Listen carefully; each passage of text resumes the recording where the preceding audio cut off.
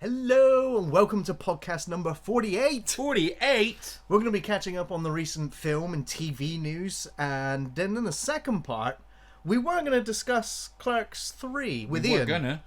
Well, Ian's not here, and we haven't seen Clerks 3. Yeah, so we're just gonna call it now. To be honest, this is it. We're gonna just end the podcast because we got nothing. we got nothing. Quiet Sorry, news week, so. and no, we will actually have a second part of the podcast today. We are actually going to be doing the horror bracketing for next month's podcast. Yeah. So we're actually going to see where all of the film titles or the franchises pair off against each other today. So if you like a draft, if you're a fan of a draft, you're gonna be so. It's going to be happy. exciting. Yeah. For the rest of you. It'll be over in 20 minutes, maybe. Yeah. And then, of course, in the third part, we're going to be answering your questions. So, Andy, what have you been up to? Oh man. Well, I turned 40. Oh my. That happened. Still here. Still alive. I'm still on the other side of that at the moment. fuck It's you. fast approaching. Fuck you, man. It sucks. But no, it was cool. Yeah, so I had a really nice birthday. We had Awesome. Everyone came around. You guys came around for a barbecue and everything. Barbecue which is and nice 'cause beers. We haven't had anyone around to the house like that for a while because we've been doing loads of work on it. So that was nice. The house was all done and everything, and just ate all the food. There was so much food at that There barbecue. was. It was insane. It was awesome. And cake. Oh my Ian's God. wife Linda baked an Linda. awesome cake. I would fight someone now for another slice of that. She made me Black Forest Gâteau because it's my absolute favourite cake in the world, and this was legit. I'm not just saying it was the best Black Forest Gâteau I'd ever had It in was my life. stunning. There was so much of it left that I legit, because I like that whole week I was like, man, this is a week off. I was working, but I was like, I'm not going to the fucking gym. I'm not like watching what I eat. And I think on about the Wednesday at 9:30 in the morning, I just went, I'm eating that fucking cake, and I started eating it Right. in the morning. I sat there, I was like, I don't even care. Like, yeah, it was amazing. So that was really cool. And then as part of it, I went up to Cardiff to go watch Clash of the Castle, the WWE event that was up there, run by Triple H now, to bring you into the conversation. I know So that guy. So you know where we are. It was amazing. I haven't been to see a live wrestling event in quite some time. Probably last time actually I went is when me and Ian went to see NXT here. This was different. I'd never been to like a stadium wrestling event. Okay. And it was great. It was me and a bunch of friends, like most from the place that I work, went up. You know, we caught the train up. It was in Cardiff, so it's not actually that far from us. You know, hung out all during the day. As soon as you get off the train in Cardiff, best thing in the world, they've taken over. There's banners up for Clash at the Castle. Oh, wow. It's kind of like what you can imagine, like a WrestleMania week in the States is where they have like, they just take over the town for the week and there's all these different wrestling events. There were other wrestling events on in Cardiff at the same time. And everyone around you is in a fucking wrestling shirt. I had my Finn Balor t-shirt on. I'm getting like too sweeted all the way down the road and stuff like that. Sweet. Everyone's there for the same reason. Yeah. Everyone's chill. Everyone had a great time. We went and met some friends in a pub in a Yates, a big chain pub over here. And there was a queue all the way down the road, and we're like, fuck. What, just like, to get in? Well, No. we were like, shit, is that the queue for the pub? Because like, they booked a table. I'm like, doing like, bullshit, we're kicking through that. It's like, I'm not waiting for that because, you know, we're just meeting people in there. It turns out it's for a place next door. And we're like, oh, that's fine. But then I had going in, I was like, dude, what's the for? He's like, Bret Hart and The Undertaker are doing a signing. Oh, wow. And I No was wonder like, the queue. Like, Yates, wow. just go in there. And he's like, all ticket fare completely sold out and stuff. But I'm sat in Yates and we're talking and we're in a booth back to the wall because it was like a football derby on that weekend as well, so it was packed.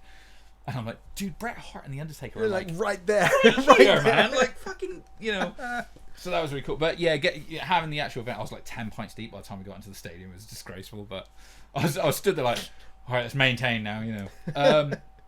Dude, you're surrounded by, I know wrestling's not everyone's cup of tea, but when you're in a room with 65,000 people all into the same thing as you, It's something special. it was Yeah. actually quite emotional at points. Like for me, it was really, really great. It was, you know, it was a That's hot crowd. awesome. It was a great card. It was awesome time. Other than that, I watched Sandman. I believe you Yes, did we too, were. so- Well, we were a couple of tossers last month. Yeah, we. So we watched both it. made sure to watch it all now. I'll save it for when you talk. We'll talk about it, I guess, when you do. Same for. I watched Nope as well, which I believe you did. Yes, I when Nope finished, when I finished watching it, when I walked out, I was just like, Huh. yeah, I was just like, that was something, you know, that was something. That was something. And Nope is actually I've had to pause and think about it and all of the scenes. I want to watch it a second time, but it was only after a couple of days where I was just like, you know what, that film was. I think it was absolutely excellent. That's awesome. It was. It gave me everything that I wanted, but it didn't give me all of it. It just gave me snippets. It gave me enough to keep me excited in the story and the characters and the events as things were unfolding, literally unfolding. And I also felt some of the most disturbing imagery I've seen in a film made me feel like very uncomfortable. I'm not particularly claustrophobic. But that sequence, whether it was the tone of the music or the cacophony of screams or the imagery or how it worked, it was very, very effective. And I just thought that the cinematography was great, the performances, the music, and it was great to see Michael Wincott again. It's very rare to see this guy, the top dollar from the Crow, the captain that dies early in Alien Resurrection, and he was really good. I only wish he was in it more. As well as the Stephen Yen's character, he was my favourite character in the movie personally. Sure, but I didn't enjoy the film. So, Well, what put you off? Honestly, well, okay, so I realised sort of like 20 minutes before the end that I was just completely unentertained by the movie. It's just a very simple thing. It's just sort of like, I put something on to be entertained. This is not entertaining me whatsoever, I've got to admit. Oh, wow. Listen, I would totally agree. Visuals, I think it looked incredible. And I mentioned to you earlier that I found out he's got Nolan's DP, which might have a lot to do with it. Yes. Yeah, I'm not going to mess with that. I get it. Because, of course, so I cut it off 20 minutes before the end. What? I went back and watched it. I did go back and watch it, but I got to admit. So what was the turn off moment? I'm trying to think. I'm trying to think too, because that's my point. Is I was just so I was like, so fucking out. Something happened, but I went back and I rewatched the ending and stuff like that, and I get it, because naturally I went online to find out what an asshole I was for not understanding it and not getting it, whereas I was just like, I totally got it. I just personally didn't hit my button. Sorry. Sure. I get the whole, we can't tame a wild animal theme. They kind of subverted it with like that biblical stuff at the end, and fucking jean jacket's kind of like an angel in the way it shapeshifts. So there's that maybe. So I get what he was going for, and I will say this: Jordan Peele got to make exactly the movie he wanted to fucking make. Yeah. Totally respect him for that. So I get that, I get that, a lot of people are really, really enjoying it. I just didn't think of the movie. I just kind of dig any and every sort of supernatural or H.P. Lovecraft inspired creature, monster, anything from outer space that's different, that's alien, that's unique. I've not seen a thing like this before in a film, so I kind of got pretty excited about that. Hey, I literally said to you earlier, I was like, where are these original ideas? And that was, certainly one of the more original ideas I've seen in a long time. Yeah. At the end of the day, sometimes it just shit don't connect. Sure, that's absolutely. It's like listening to an album by a band that you really like. Yeah. And you're like, that one just didn't land. Sure, yeah.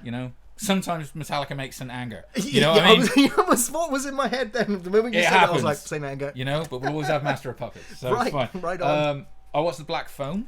Nice. I still need to see this. I thought you'd watched it. I don't want to spoil it for you, but I really enjoyed it. It's not a horror movie. It's like a suspense movie, first of all. So I know a couple of people I talked to were like, I thought it'd be like fucking really violent. Which, when there's kids involved, I was like, sure, fucking problem. There's actually some really sort of like quite violent parts in it. Some parts, violence for children, that actually made me very uncomfortable. Just not what you're thinking it would be, I guess. Right. Someone asked last week about underrated actors. Jeremy Davies, who plays the father of the two kids, who was in Lost. He was in Hannibal, and he played the guy who was kicked in the head by the horse. Right. Do you know what I'm talking about? Yeah. I think he's a very underrated actor in the way that I'm like, put him in more stuff, and he plays the dad, who's got a whole other story about him as an alcoholic and everything like that. He was fantastic. The kids in this movie are brilliant. Ethan Hawke's brilliant. I really fucking enjoyed it, but it's a suspense movie, and also I will say the supernatural element. I will listen to an argument for people say it's kind of shoehorned in, and you kind of could have.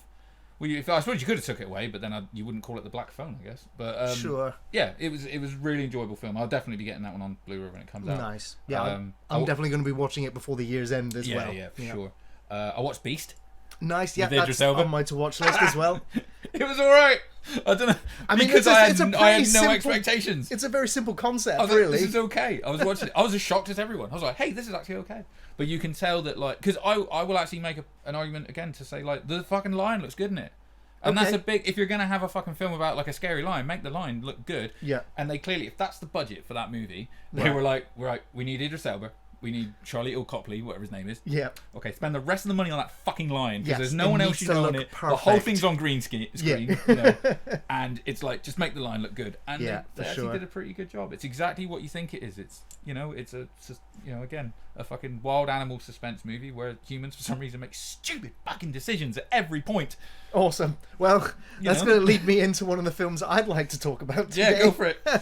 Now, actually, it's two stories. I double billed this. And the first thing that I watched is a documentary from 2018 called Free Solo. It's nothing to do with Star Wars. This is I'm out instantly. I was like, oh, you have my attention. Oh, never mind. This is about a guy called Alex Honnold, who in the documentary attempts to become the first person to ever free solo climb El Capitan. Now, I don't know much This about... is a mountain, I'm assuming. Yes, it is. Right, okay. It is Not like a dude. literally a vertical mountain. Oh, okay. You know, and a lot of people, a lot of climbers, they ropes and all the things to get up them. And sometimes it takes a whole day to climb it. This guy's going to attempt to free climb it in a couple of hours, and of course, this is thousands of feet in the air. Like a single fall, a single misstep, a single slip, fall to your death. Whilst they're shooting the documentary, like 3 other climbers have died during the making of it, and the guy who's like working up the courage to eventually climb this, like, you go into his psychology as well. Like, what kind of person, what does it take to be that person who goes, I'm going to climb that without any ropes? Who's the fucking dude carrying the camera up to document it? Well, literally, the documentary also We're follows... shooting this from a chopper, man. It follows the camera crew, right? Now, the camera crew are on the ground with, like, telescopic fucking cameras. Yeah, right. And during the bits where he's doing perilous kind of bits where he's got a karate kick up, like, stretched he's like out. Mission Impossible 2 Mission in it, Impossible like- completely. Like, the cameraman turns around and just vomits. He's like, I'm never doing this again in my life. I cannot take this. Is he wearing a parachute? No. See, now, I'm just going to say, no disrespect to these climbers that die, but if someone's like, what are you going to do if you're climbing? I'll be like, dude, I want a parachute. If I fall, I'm fucking parachuting out of that. That's free solo. I mean, yeah, some do it where they've I'm got like the X-forcing squirrel the shit things, out you of know, this. where they're just Yeah, like exactly. gliding down, yeah. But no, so like now the deck, like, come on, sugar bear. me watching this as well. I've shared this story with many of you before. I have a fear of heights, so I was also squirming in my seat watching this. Like, it was nail biter, but it like the 2-hour documentary just whoomph right That sounds on. interesting. What did you watch it on? Would you know what it's streaming on? Or? I can't remember what it was streaming on now, but if you do get a chance, it's called Solo. I'll Free give it a Solo. go. It's one hell of a real life story. Like he even talks about his relationships with his girlfriends, and they're just like, just living with that. Crazy, dude. It is crazy. But that also led me into the film that I want to talk about that I just watched, and it's called Fall. Obviously, it just came out this year. This is the prequel. And it's about the other 3 climbers. Exactly. Now, Spoilers. This film, it was directed by Scott Mann, and it was produced by the producers of 47 Meters Down. So I was like, oh, it's the reverse. They're now. Oh, he's going. They've Okay, gone up. I get it. Right. So the story is basically 2 best friends, Becky and Hunter, find themselves at the top of a 2,000-foot radio tower. Now, I'm going to go into some small spoilers here. Oh. The film opens up with them climbing a mountain, and one of them dies, falls off the mountain. Okay. So even though I'm watching the film, like, I've seen Cliffhanger. I've seen how these films set up. If the beginning opens with a bunch of people climbing a mountain, I'm like, right, well, who dies? And so then the other character's like, well, I'm never going to climb a mountain again. Shuts down her life. She's like, I've lost the love of my life. I give up on everything. And her friend's like, I know what'll get you out This of is your rut. Cliffhanger. Right. You're describing Cliffhanger. Yeah, I know, it is, exactly. Climb a mountain. And then she's like, oh, you know what? All right. The other reason why I was like, oh, we'll watch this was because Jeffrey Dean Morgan plays the dad. Okay. He has 2 scenes in the film where he's just like, man. "It's okay, daughter." You know it's he did that on a Zoom call as well, right? Literally turned up for a day of filming. Oh, son of a bitch. Plastered on the front of the movie. But yeah, like, it's a cheap movie. It's a cheap movie. They climb this 2,000-foot tower. It's nerve-wracking. They get to the top and the ladder breaks and gives way, and the 2 of them are stuck up there for the whole movie. That's the premise. Fair. But what I want to say is, even though you know the disaster is about to happen, the reason why you're watching film is to see how they get down.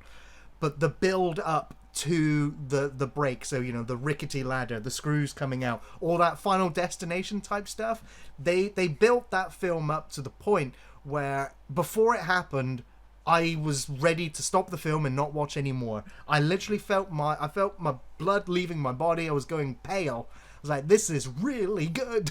The film is average. But if you've got a fear of heights, you're going to be fucking shitting it the entire time. The actors did a good job with mediocre, you know, characters. So they really carried it. But yeah, if you've got nothing else to watch, give Fall a go, or do what I did and couple it with Free Solo. And yeah, I think it should make for a good evening. I like it. Yeah, I was playing Plague Tale this month as well. Nice. Because the new one's coming out soon. That's right. Yeah, mid-October, I think. Yeah, and worst possible. Did you sleep on it too? Because I slept on that game. Yeah, it's really good. Do you know what? It's a really good example of, like, you know, you can make stealth games really simple. Yeah. You know, even though it's a linear game. Yeah. You know, and the rats physics and everything like that is really good. I think it's like a 16 chapter game. I was on chapter 10 or 11, something like that. And I was going to just take a point of finishing it that night. I was like, no, I'll play it. It's fine. Do you know what? I'm going to do it tomorrow. And I put the time aside and I came down and I turned it on. And they'd taken it off a Game Pass. Oh, no. And I was like, son of a bitch, so I don't get to finish it. So I was like, well, how much is it on the fucking, you know, instant delivery? And it was like $35.99. And I was like, get fucked. I'll watch the end on YouTube. Oh, that's what I did. No. So I was going, because I was really enjoying it. And I was saying to you earlier, I'm really, you know, it's been a while. It's hard for me to enjoy video games. I think I put on the Discord, I tried playing that Deathloop and I just couldn't get to grips with it. I just didn't enjoy it. I know a lot of people were saying sort of like to give it more time, and I'll fully admit I probably didn't give it a time. But I'm like, look, you got to grab me early because I ain't got a lot of time to do this. And I've been playing Assassin's Creed Valhalla, which again still is like, I always get, you've always got to give like 3 or 4 hours into an Assassin's Creed game before it starts anyway. Right. I'm on about 3.5 hours in. And I'm like, you better be fucking good in the next hour. But yeah, I was really enjoying Plague Tale. I'm going to play the sequel. I'm going to make a point of playing it quick. Yeah. Like, yes. You know, I may do it in one sitting. Yeah. But yeah, that was quite a good game. Did you play it this year as well? I fell in love with the characters. I really did. great. The world building, the animations, the voice actors. I streamed it in I think like 2 or 3 It's a real sittings. AAA indie game, isn't It it? is, It reminded me of Hellblade. Yes, in that way of like, you can tell it's not quite a AAA game. But yeah, I'm super excited for the second one. It seems like th've refined the game. There's lots more abilities and physics engine on the rats. They've alone. said they've like more than quadrupled the amount of rats. I on know, screen. and there was a lot of fucking rats on screen in that Yeah. in that movie. You know, yeah. Nice. You get deadly with that fucking sling though, right? Oh god, yeah. You It's you brutal. get full on like Call of Duty Modern Warfare with that sling. Like, patow, patow, motherfuckers. Yeah, that was good. Really good game. Good game. Well, I got a movie that I want to talk about. Terrifier. Two. This was Terrifier 2. Actually, I want to talk about Terrifier 1 right now. Okay, cool. I love Terrifier. Because this was an off-the-shelf review member during one of my streams recommended that I watch Terrifier, and I know you'd mentioned it before. Yeah, and we were man, like, Art oh, the it's Clown's Art the fucking Clown. harsh. I was like, all right, I'll finally get around to watching this film. Was it All Hallows Eve was the introduction of him? That was like a VHS style, what they call it, anthology. Yes, that's right. Yeah. That's right. And so I honestly expected a really trashy horror movie, and that's exactly what I got. Yeah. However, I did not expect to really enjoy the grotesque, brutal gore, the wonderful performance of the actor playing the clown. The makeup is great. His miming, his body language, it is on a level as Skarsgård, as Pennywise. That's where it starts. Yeah. That damn smile. Yes, that you're goddamn right. smile. Oh my word. So yeah, it's and yeah, small spoilers for the first film. Get excited for the second one now. You follow a couple of characters that, like Psycho, are dead by the midpoint of the movie, and you're like, well, who actually am I supposed to be following now? These guys? Oh, no, wait. Well, maybe, no, they're dead too. It's that kind of movie. He's not fucking about. He's not fucking about. And I will say that, you know, even for horror fans, you might find some scenes in this film legitimately disturbing. Yeah. So, if you're a gorehound, you need to see Terrifier. It's not only schlock, but it's actually good. Do you know what? And they do. I don't know what the budget was for it, but you can Not a lot. No, and you can tell that they fucking made that shit work. They stretched it good. They yeah. did really, really well. The costumes are phenomenal. Do you know what? The performances are good from these unknown actors and actresses. They're actually decent. Do you know what I mean? Which you don't often say in these types of movies. But yeah, man, the guy that I don't know the name. I think he's a French guy. Who plays Art the Clown. He is. It's gonna be a fucking wanky thing to say, but he is terrifying. Like, he really is. Yeah, like, you can see where they got the name from. This wasn't hard. I've not seen any. I've not seen him outside the makeup. I've not seen him in any interviews. No, I don't want to break the spell just yet. No, not at all. Like, and in fact, the interviews I've seen with him, he wears the fucking costume, which I'm like, hero, oh, no. you fucking hero. Wow. Like, that's absolutely brilliant. Yeah, man, it is. But yeah, you're right. I mean, there's that. I mean, we talked about a particular scene earlier, and I did have a fucking. Oh, that's a bit strong. Yeah, I know. I've seen all the Saw movies. Give me your best shot. Reading or some commentary from the director, because it's doing the rounds at the minute in the horror festival. That's right. Obviously, you know, he's literally said like, "Oh, we were very aware we had to top that." Yeah. Anyway, enjoy this movie, and it's like, oh god, like. Now, here's something else that I was kind of excited for. Sorry, but what did you think of the trailer of Terrifier 2 though? Oh, Terrifier 2 trailer looks really promising. Yeah. Like, it looks like they've been given some extra money this time. And there was something that the director has said was like, even if you've seen all the horror movies on the planet, we want to top them all. We want to give you something, you know, a gore or a kill shot or something that's really going to make horror fans question their choice of movies. So, but the trailer looks good. The same actor, lots of him, you know, moving weirdly, bizarrely, lots of people screaming. It looks like the protagonist, the the person to bring the clown down, has a bit more fight in her. Yeah, compared definitely. to the other film. We were worried when it started the trailer, it looked like, you know, you see the big party with all the kids, and you're like, oh no, don't do a body count sequel. Yeah. Don't just, you know, do that, and then it kind of shifted the focus where you think like, you know, maybe that's just the setup for what is eventually going to be like. Because he is a real fucking. He'd make a brilliant, persistent enemy in a video game. Yes, yeah. Dead by Daylight's going to have him before we know it. Absolutely. So yeah, it does look like more of the same, just with more money. I guess. Yes, yeah, that's absolutely. What you need, right? Yeah. Now, there was a TV show that had been building up. We talked about it a year or two ago when they announced it, but the pilot episode or the first episode aired this week. Quantum Leap is back.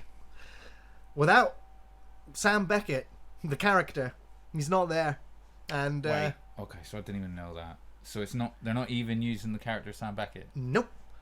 The episode starts with them going, "Hey, this is Quantum Leap technology. We've not been able to figure it out, but we've just figured it out." And this guy's like, "Well, I'm gonna the chevrons are locking. I'm gonna rewrite the code. Then I'm gonna jump into the Quantum Leap, and then oh shit, it gives amnesia." Oh no! So he's not only time traveled in the past, but he has no idea who he is or why he did. And when his soon-to-be wife, engaged, about to get married, turns up, is basically the version of Al, going, "Hey, why did you do this?" And that he's did like, happen in the first episode of Quantum Leap, right? He did have amnesia in the first one. It's been so long, but that rings a bell. He I think did. Only in the first episode, obviously, but the reason why in this new series, they're trying to give like some covert, secret conspiracy reason why he had to do it there and then. Tell me it's Bam Sackett. No, I can't remember his name. Missed But they literally have a holographic image of Sam Beckett and go, yeah, and confirm that they never got him home. And I was just like, oh, so it's the same universe. It's the same, and it's actually a sequel. It's actually a sequel. And in the first episode, they fuck over Sam Beckett basically. And just go, yeah, he never made it home. Oh, the new character's called Ben Song.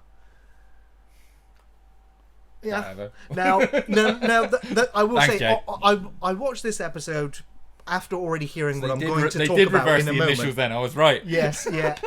And as you know, the first episode, he body swaps in the middle of a bank heist, and That's cool. And at the end of the episode, cliffhanger teases the oh boy, but this time it's oh shit cut. He's now an astronaut about to take off into space. So I'm like, okay, yeah, these are great. That was one of the actual episodes. Exactly. So they're great scenarios to jump into. Yeah, but it's the performances, the writing, the characters. Like during the bank robbery, the police chase, the drama, all flat. All of it was flat. I didn't get excited. I literally zoned out 30 minutes into the episode. And when the episode finished and he was taking off in the rocket, I was just like, if I don't watch any more, I don't really care. Because I already know what has happened. And I'm trying to remember the actor who played Sam Beckett. Scott Bakula. Scott Bakula, thank you. Scott Bakula just recently in an interview said, yes, they asked me back to be in the new Quantum Leap. And I said, no, thank you. Dean Stockwell's passed away. The show was what it was 30 years ago. Cult series. And I'd rather respect it and treasure it, my time on it, the memories with it, and just leave it where it is. He read the fucking script. He read the script, yeah. But I mean, I understand. I completely respect it. I absolutely respect it. But as a fan of the show, part of me is just really, really upset that this character will forever have just been left in the quantum leaping. But on a plus side, I'm like, part of me goes, well, he was forever just helping people in time. Yeah, that's a wonderful way to go. But at the same time, that character also deserved to come home. I hope. And it should have been written. The bad leaper, and he got married and had one good kid and one evil kid. Oh no, wait, it's a Star Wars. And then they started, yeah. No, I wanted them to bring him home. Just one episode, bring him home.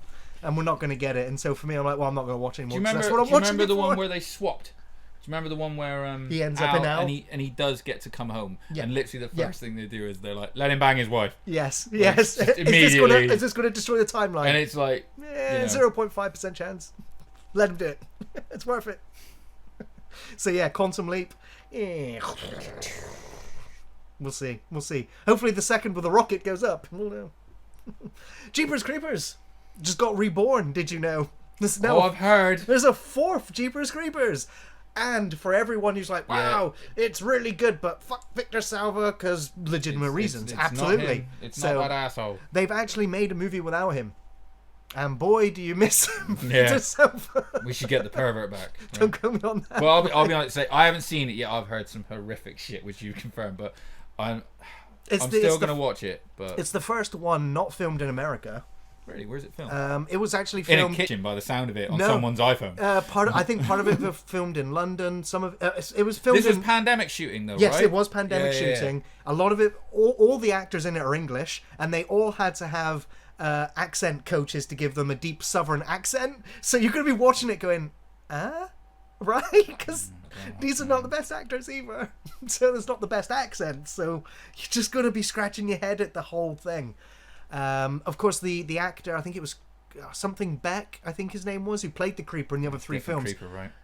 Brilliant actor, that guy. For the body movement and the horror. Yeah, the new Creeper, new actor, doesn't have the same movement, has the same makeup.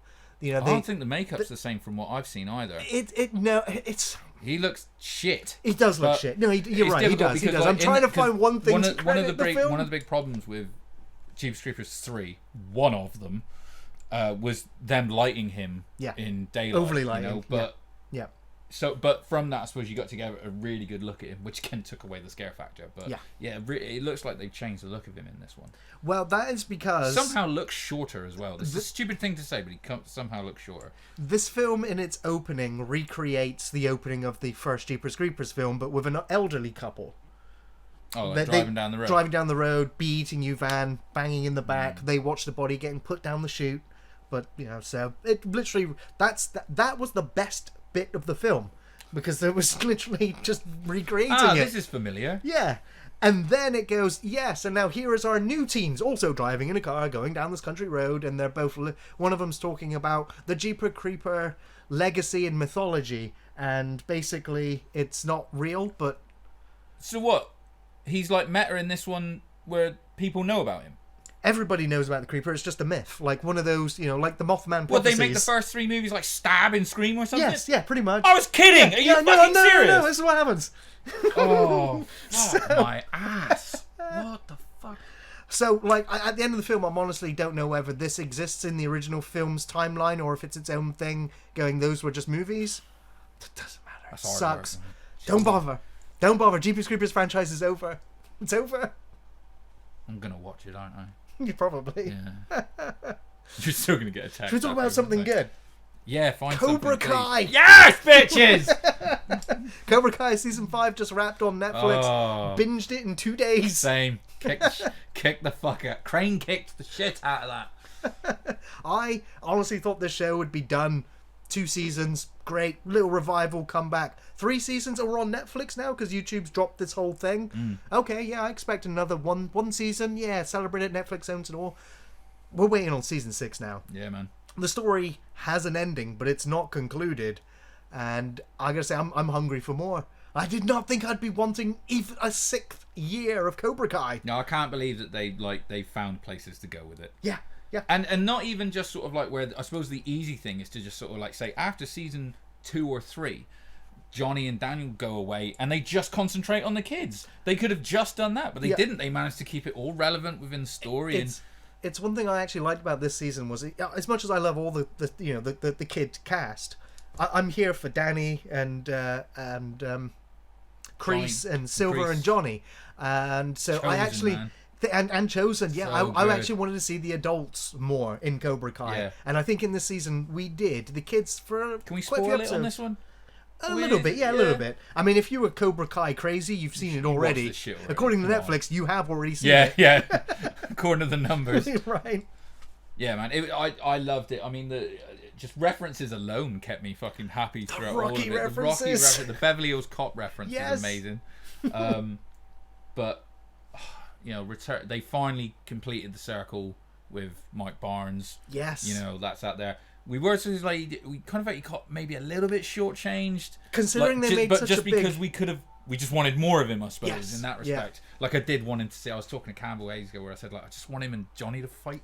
Yes. And they don't quite get it there. But I'd love that there was a moment where you've got a Danny and you've got the villain from Karate Kid 1, Karate Kid 2, and Karate Kid 3, and they're all there just all on the same team talking to each other. I was like, this is awesome. Absolutely I did not expect this. Absolutely awesome. But the yeah, man, I thought again they knew what they were doing with this season. Yeah. They did something that doesn't normally work either, where the fact that they took part of the season was like, we're going to totally set this in a complete different place in Mexico. Yeah. With this other story that's kind of got nothing really to do with anything that's going on. Yeah, just a little and we're road gonna trip involve the story. same characters. Yeah. And we're going to wrap it up in a couple of episodes, and it's going to feel fine. Yeah. You're not going to feel like, oh, why'd you even put that in? It was honestly, Cobra Kai is super cliched. Oh yeah. It is trope city, but it does it with such an honesty and a heart. Like these characters, they are really well written. Yeah. And they play in that, like playing into those tropes is like its strength. It's like it knows it's 80s, but it makes it work. Like the whole episode when they go to Mexico and he gets beaten up by these guys that rip him off with the map. Yeah. And then Johnny turns up with his biological son to help basically track down his to be adopted son, part of the family. And just him getting into the fight with them and then getting put down, and then his biological son, who doesn't want to be there with him, jumps in and helps him in the fight. You're just like, it's so wholesome. Yeah. It's like a point where he's like, fuck it, you two just got to fight this out. Yeah. Stuff. That's really some great callbacks it's as well. predictable, but it works. It hits on the emotional level. But do you know what I noticed? It's funny. Is in this one, they seem to have a few scenes where, I mean, we talked about like they saved up all the blood and the F-bombs for the last episode. Oh, they really did. But there was a few, dude, when they give spoilers, when they put fucking LaRusso Jr. and give him that swirly and stuff, they're fucking grabbing, he's struggling to fuck. Yeah. Dude, you ever seen a movie An Innocent Man with Tom Selleck? I know. Oh, it reminded me of like this prison scene where a dude got raped. I was like, they're holding him, he's shaking. Geez. I was watching like, holy fuck, they're going hard in the paint on this one. Yeah, man, it was so. Yeah, but by the end, there's like, there's a bloody fight and there's literal attempted murders. Yeah, it escalates pretty dramatically. Like those fucking guys that Terry Silver brings in, like, you're gonna run my dojos, you're gonna do this, and if I tell you to kill a motherfucker, you better kill him. Like, True super villainy. Oh, totally, man. Yeah, he He does is a go James full. Bond villain He goes with his full own James dojo. Bond villain in Yes. this. Like, he might as well have great. been living in a volcano. Yes. It was awesome. But I thought that Kreese had a great they gave him just enough to keep him nicely relevant while pulling him out of the main story. Yes, yeah. The flashback. There was a moment of de-aging with a kid to look like Johnny, where I was like, oh, they did shit, really good job. he's Yeah, got Disney money. Yes. Like, it looked really good. I'd love to make a slight tweak to the ending, just very slight, where okay, without spoiling loads or anything, we have a real like Lethal Weapon ending where it's like a kind of pan out of like cop cars everywhere and all the heroes are like, man, we've been through some shit. Like, do you know what I mean? It's a real fucking Lethal Weapon action movie ending. But so I was like, fuck it, let's go full cheese, because this is a cheesy thing. And obviously, and then the next scene is Kreese escaping from prison. Yeah. Essentially. So what I would have done differently is I would have just had, you have the four main characters. You have Daniel, Johnny, Chosen, and Barnes. Yeah.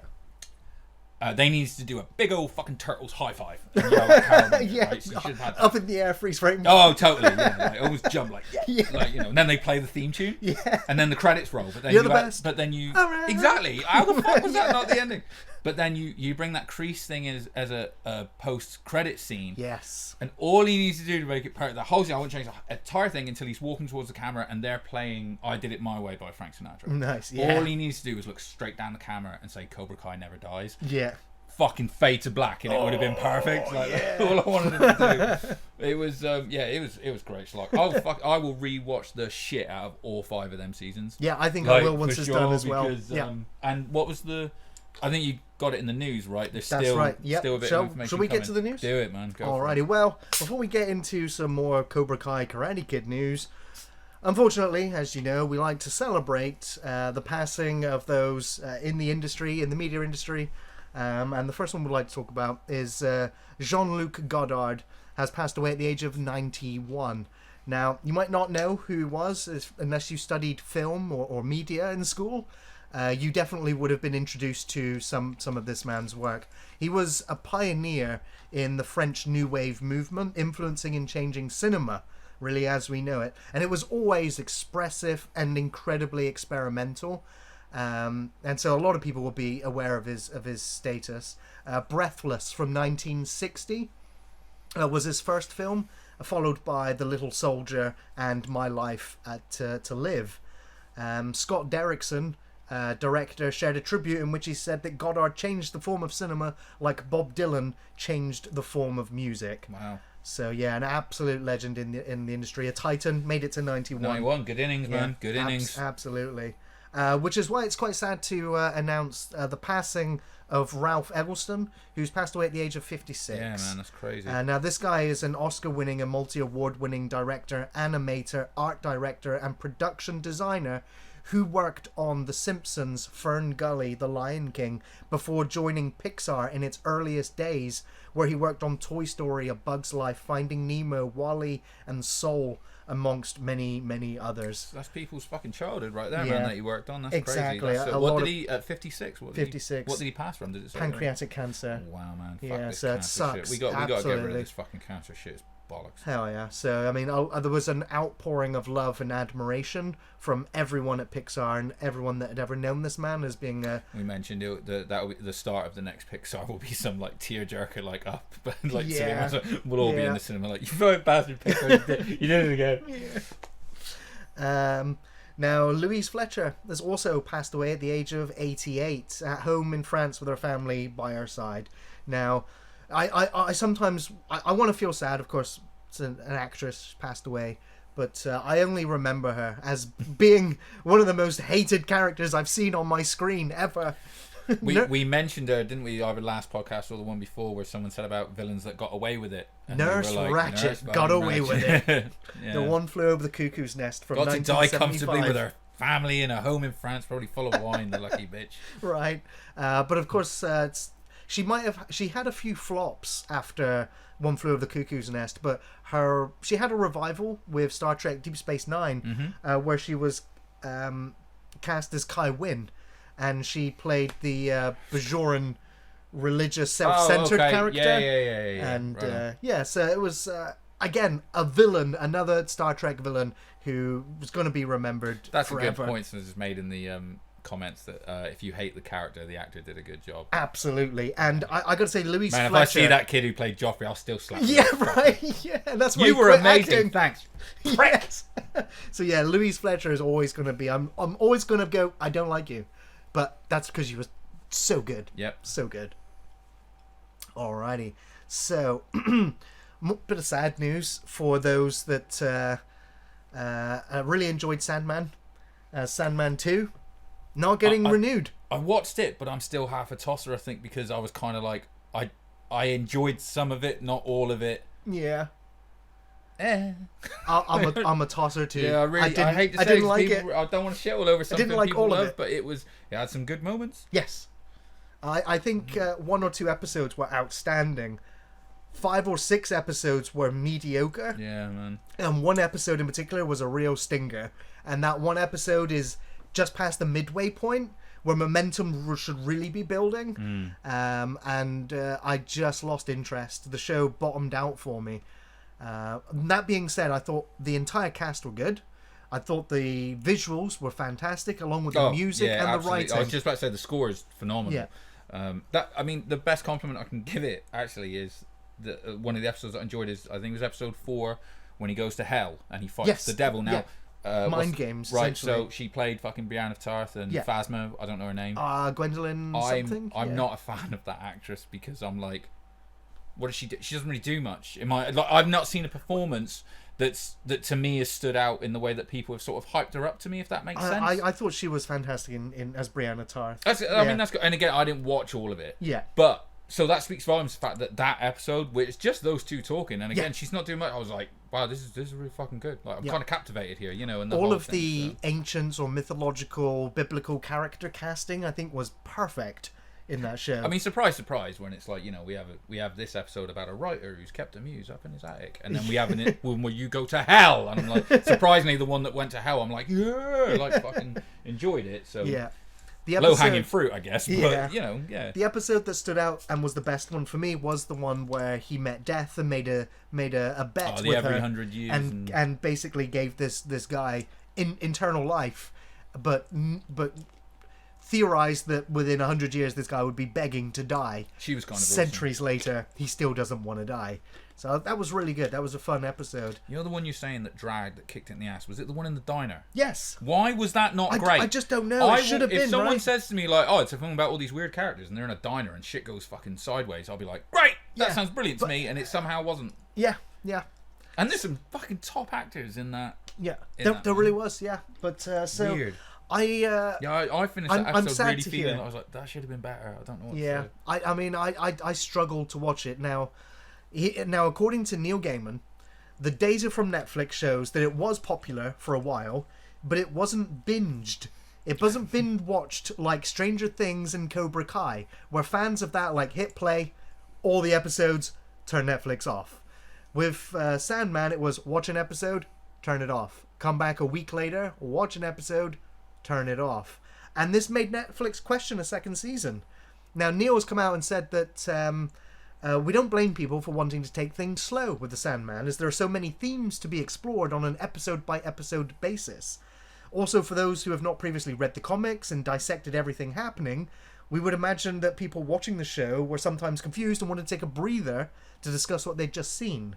And there's nothing wrong with that. As a matter of fact, we think it's a compliment that people were taking their time with the series and not wanting to understand, wanting to understand all the amazing writing in the show.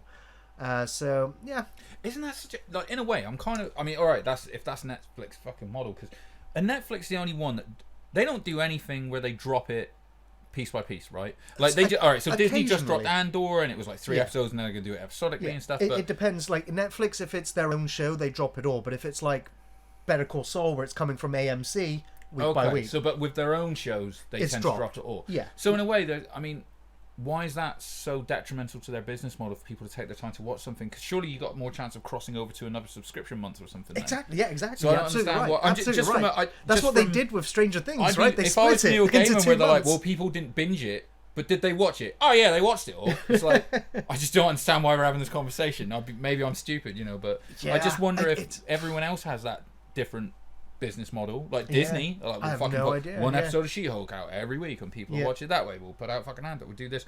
It's kind of like, well, why does it work for them and not for Netflix? Weird. Just I don't know, but that's the only reasoning we've been given so far as to why it's not been greenlit yet. I don't see that as like a real mark of popularity of like, oh, people will watch this again. Sort of. Yeah. I don't know. Yeah. Weird. Well, back to Karate Kid.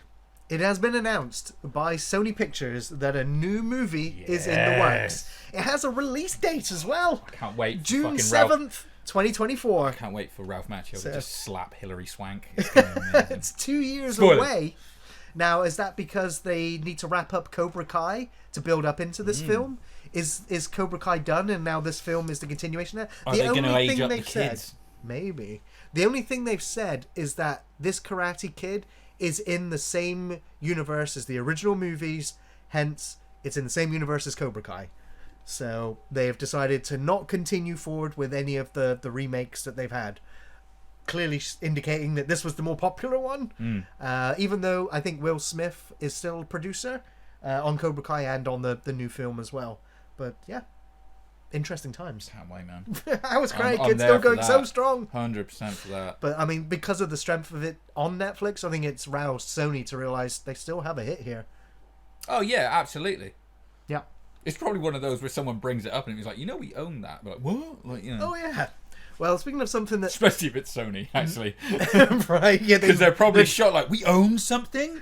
Like, that's working. Now, this here may or may not work, but Chevy Chase and Dan Aykroyd Say have no word. agreed to co-star together in Zombie Town. It's an ensemble cast, and it's a Goosebumps adaptation. So it's not going to be like super offensively horror, but zombie comedy. Dan Aykroyd, Chevy Chase together for the first time in a movie together in 31 years. just like since Spies Like Us or something. Like, Nothing But Trouble was their last film together. Okay, there you go. So yeah, it's just going to be strange to see them together, I think. Yeah, but do you know what? Every time that I see Chevy Chase in a film, and Dan Aykroyd certainly, but I mean Dan Aykroyd's certainly been more active. But I gotta say that like, whenever I see Chevy Chase film, I do get a bit of a yay. Like, he's in fucking Hot Tub Time Machine, and I was just like, oh fucking brilliant, really? Like, I know it's there's probably been gonna be horror good. stories of people that have worked with him. But, Oh, I know, yeah. Yeah. Apparently he's a fucking psycho. right. But I don't have to work with him, so I don't care. Well, speaking of psychos, we've got a final chapter of a psychopath coming out We this gotta Halloween. do it, dude. We gotta do it. Now- The trifecta. The trifecta. David Gordon Green now is still apparently toying around and editing the ending of Halloween Ends. Apparently, the ending of this film is changing every day. In quotes. Scooby-Doo's taking his mask Right, off again, I'm saying at this point, mate. He's excuse me. He said he's been speaking with John Carpenter and Jamie Lee Curtis regularly about it, and they're promising big things for this final slice of Halloween life. It's exciting, uncertain, and satisfying, and sad. Honestly, it's getting blown up like Raccoon City, I reckon, at this point. It's gonna Just got a new cannon Yeah, like field. literally, it'll just be like it'll cut It's to the the only way to fucking be sure. Pentagon or something like, Right. look, we've had enough of this shit. Like, and the president's like, evil fucking dies Nice tonight. tonight, right? Yeah, I mean, that's one hell of a way to do it. I mean, was legitimately, bang. how would you end it? How would you end it? I mean, part of me thinks sort of like it could have ended when the entire town surrounded him. Yeah, right. And just fucking beat him to shit. But Like they apparently did in that the wasn't 90s. enough. Yeah. And again last year. And I'm not trying to be a dick, but I was like, what, is this the only American town that's not flooded with guns? What the fuck are you all doing? Baseball bat time. You're not fucking open carrying in this bitch? Just like, geez. And if you lived in that town with that shit going on, I'm not necessarily pro-gun, but I'd probably get pro-gun pretty fucking quick. Right. Like, So yeah, I don't. Do you know what? Honestly, I don't know how I'd end it at this point. 'Cause No. I don't feel like the second one was written with any kind of course to finishing it as a filler from trilogy. start to finish. Yeah, exactly. So I'm like, I don't think there was a plan Well, and clearly there isn't because they're filming 9 endings. Like it's fucking. Like, what do we do? Like they're trying to keep a secret out of Walking Dead or something. Yeah, it's like, do we definitively end it? Do we leave the door open for other people to make more movies down the line? Do we explore his supernatural elements? Peacemaker comes in at the end and kills him. There, Yes! that's how I'd end it. Yes. And if I watched that ending, Yes! I would give it a standing ovation. Yes. Film of the year. I'd Done. be like, yes. That's brave. What you just saw was brave. Yes. Yeah. Oh dear. Wow. No, I've got it. John Carpenter fucking kills him. Yes. Unnamed, Yeah. uncredited. Just steps We in all out of know. nowhere. He's Yeah. fucking die. I birthed you and I'll fucking take end you out. Yes. Runs him over in Christine. Done. Ah, Just easy. the fan service. go. I'm outraged. It's too much fan service.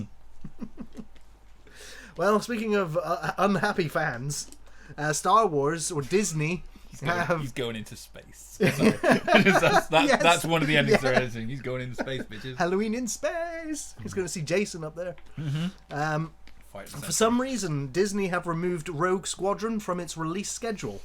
Now, it was delayed last year, and now it appears to have been shut down completely, with Patty Jenkins no longer even working on it. Disney announced a lot of projects in the Marvel universe, literally nothing on the Star Wars end. Rian Johnson's going, am I still getting my trilogy?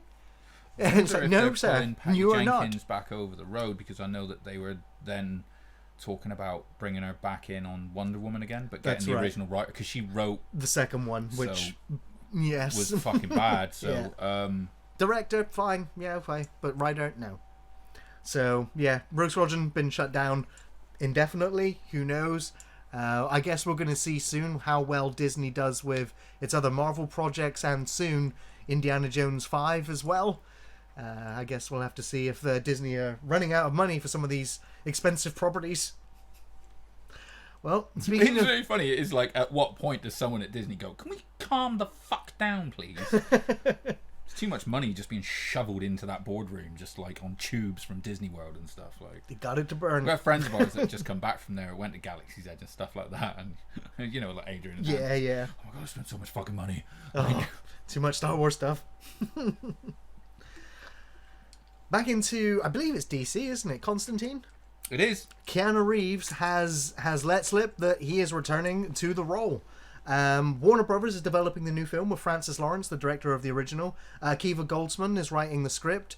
No other news on returning cast, so no Peter Stormare or Tilda Swinton yet. Gotta get him back. Not He's yet. So good, especially since he can be like Lucifer, like with One a of the best. fucking pencil, and it'll make sense. Right. It'll make sense. Now the only worrying news at the moment is that J.J. Abrams is attached to the project. Oh, Jar Jar. Because of previous contracts with Bad Robot and something else. Now, a couple of people have said that it may just be producer and name only credit, where he's just going to get paid and have no You involvement. imagine when like it goes to like the LA landscape if JJ's in charge. Can you imagine the lens flare that's going to come off of all those? You're going to be in the cinema like, fuck! They It's do it bright in, they as do it in hell. 3D. It'll be like looking at a fucking eclipse. The sun. You'll just all come out blind.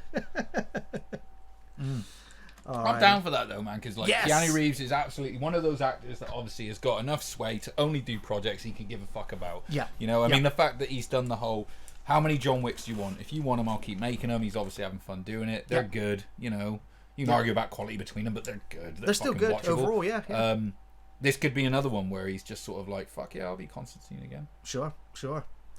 Alrighty, well, I got some quick fire news here for us. Francis Lawrence of The Hunger Games and Constantine and I Am Legend has signed on to direct BioShock at Netflix, with Michael Green, who wrote Jungle Cruise, writing the script. We've been talking This is about... a film or series? Sorry, A this is a film. film, right? It's gonna be a film. So everyone make sure if you want a Bioshock 2, you watch it in one go, Don't really pause fucking it. fast. Yes. So this has been a project that's been gestating for years and years and years. Lots of different directors have been attached to it. They've wanted to do their thing with it, and the studio's gone, no, you can't. We want this to be PG, available for everyone. But now it's at Netflix. I think it's going to be exactly what it needs to be. How the fuck can you make that PG? Exactly. I mean, but this was going back up like 5, 6, 7 years now. Even so- splicers, man, on their own, Yeah, let alone they're the rest frightening. of it. They're Yeah. fucking horrific. Yeah. So I'm expecting good things. Fingers crossed, man. We were talking about Scott Derrickson earlier. He's now just cast Miles Teller in a film that he's writing and directing called The Gorge. Plot details are light on this one at the moment, but it's being described as a high-action, genre-bending love story. The Black Phone by Derrickson did well this year, as did Miles Teller in Top Gun Maverick. So this is a director and an actor that I really quite like. I'm excited to see them together. That's funny that he's like, it's high action, because compared to the Black Phone, that is like right. very little action. The casting for Red Sonja has been announced. And filming is also well underway right now. Really? Now... Again, film or... A film, yep, a Red Sonja film. Matilda Lutz has been cast as Red Sonja. The only thing I've seen her in was the Ring remake called Rings, which came out a few years ago. Wasn't very good. Wallace Day and Robert Sheehan.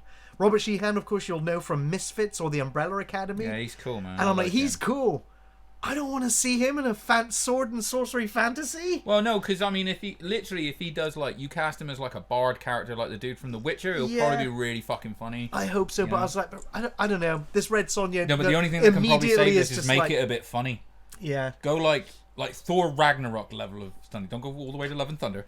Just Thor Ragnarok level of like right action level. And funny. Yeah, that's the perfect amount. But here's the thing about the Red Sonja movie: is the director and the writer. It's MJ Bassett, who directed Silent Hill Revelations, which is the second Silent Hill movie, and that is one of the worst pieces of Drek. Do you know what? I don't I've ever actually think I fucking watched it. It's because I really like the first one. I like the first. It's Silent Christoph Hill. Gans. I understand it has a lot of good things going for it. But yeah, Silent Hill you're talking about, because it's a video game movie, I got a real low criteria where when I say, I enjoy Silent Hill, therefore it exceeded expectations. It wasn't totally shit. Yes. So, thumbs up. Right, yeah. So I'm immediately like, for Red Sonja. The only one thing I will say about MJ Bassett is she did direct a couple of episodes of Ash vs. Evil Dead. So she's got something going. Cool. Next bit of news is Barbarian I'm looking forward will to this. be getting an October release date in the UK. This film's been getting a lot of attention after a push in America, and 28th of October here in the UK, just in time for Halloween. Now, the hype for this film has been hush-hush and spoiler-free. So it's kind of awesome that this sort of film has been getting that attention, and fans that have seen it are going, you need to see it, not telling you anything about it. You seen the trailer? Nope. Oh, I mean, in a way, I'd say watch it because it tells you nothing, but it totally intrigues you. That's awesome. I mean, that's what I liked about trailers. I haven't read anything necessarily about Barbarian. I'm just basing my anticipation on that trailer alone. Wow. So yeah, it might be worth watching. But then again, if you've made it this long, fuck it. Yeah. I'm just gonna wait. I'm just waiting now. Killer Clowns from Outer Space, the video game. It has an unknown release date of 2023. It's going to be based on the film from 1988.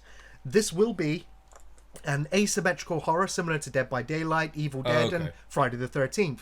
The main difference here is that it's going to be a 3 versus 7 format. Is this just what we're doing with every horror? Texas Chainsaw Massacre, the video game, is also in development now. Yeah. Ghostbusters, the video game, is in development now. Both of these asymmetrical. It's all this format. Yeah. You know, killer, survivors in the film settings. It's worked. I liked Friday the 13th a lot. Dead by Daylight is the pinnacle in this genre right now. Evil Dead is the one that I'm spending all my time playing though.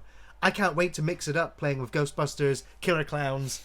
I think it'll work, and I think the Killer Clowns will work because of the bizarre and creative clown monsters. Easy to translate those as fucking skins for video games. Absolutely. Man. Like, they're fucking horrific looking. Now, the thing I'm kind of excited about as well, because this company hasn't made anything that I've ever heard of before, but they have hired the director Randy Greenbank, who was the director of the Friday the 13th game, to make the Killer Clowns game. So I'm like, that's awesome, because this guy has experience making this type of game. He had a real shit time with the court system, and his game got taken away from him.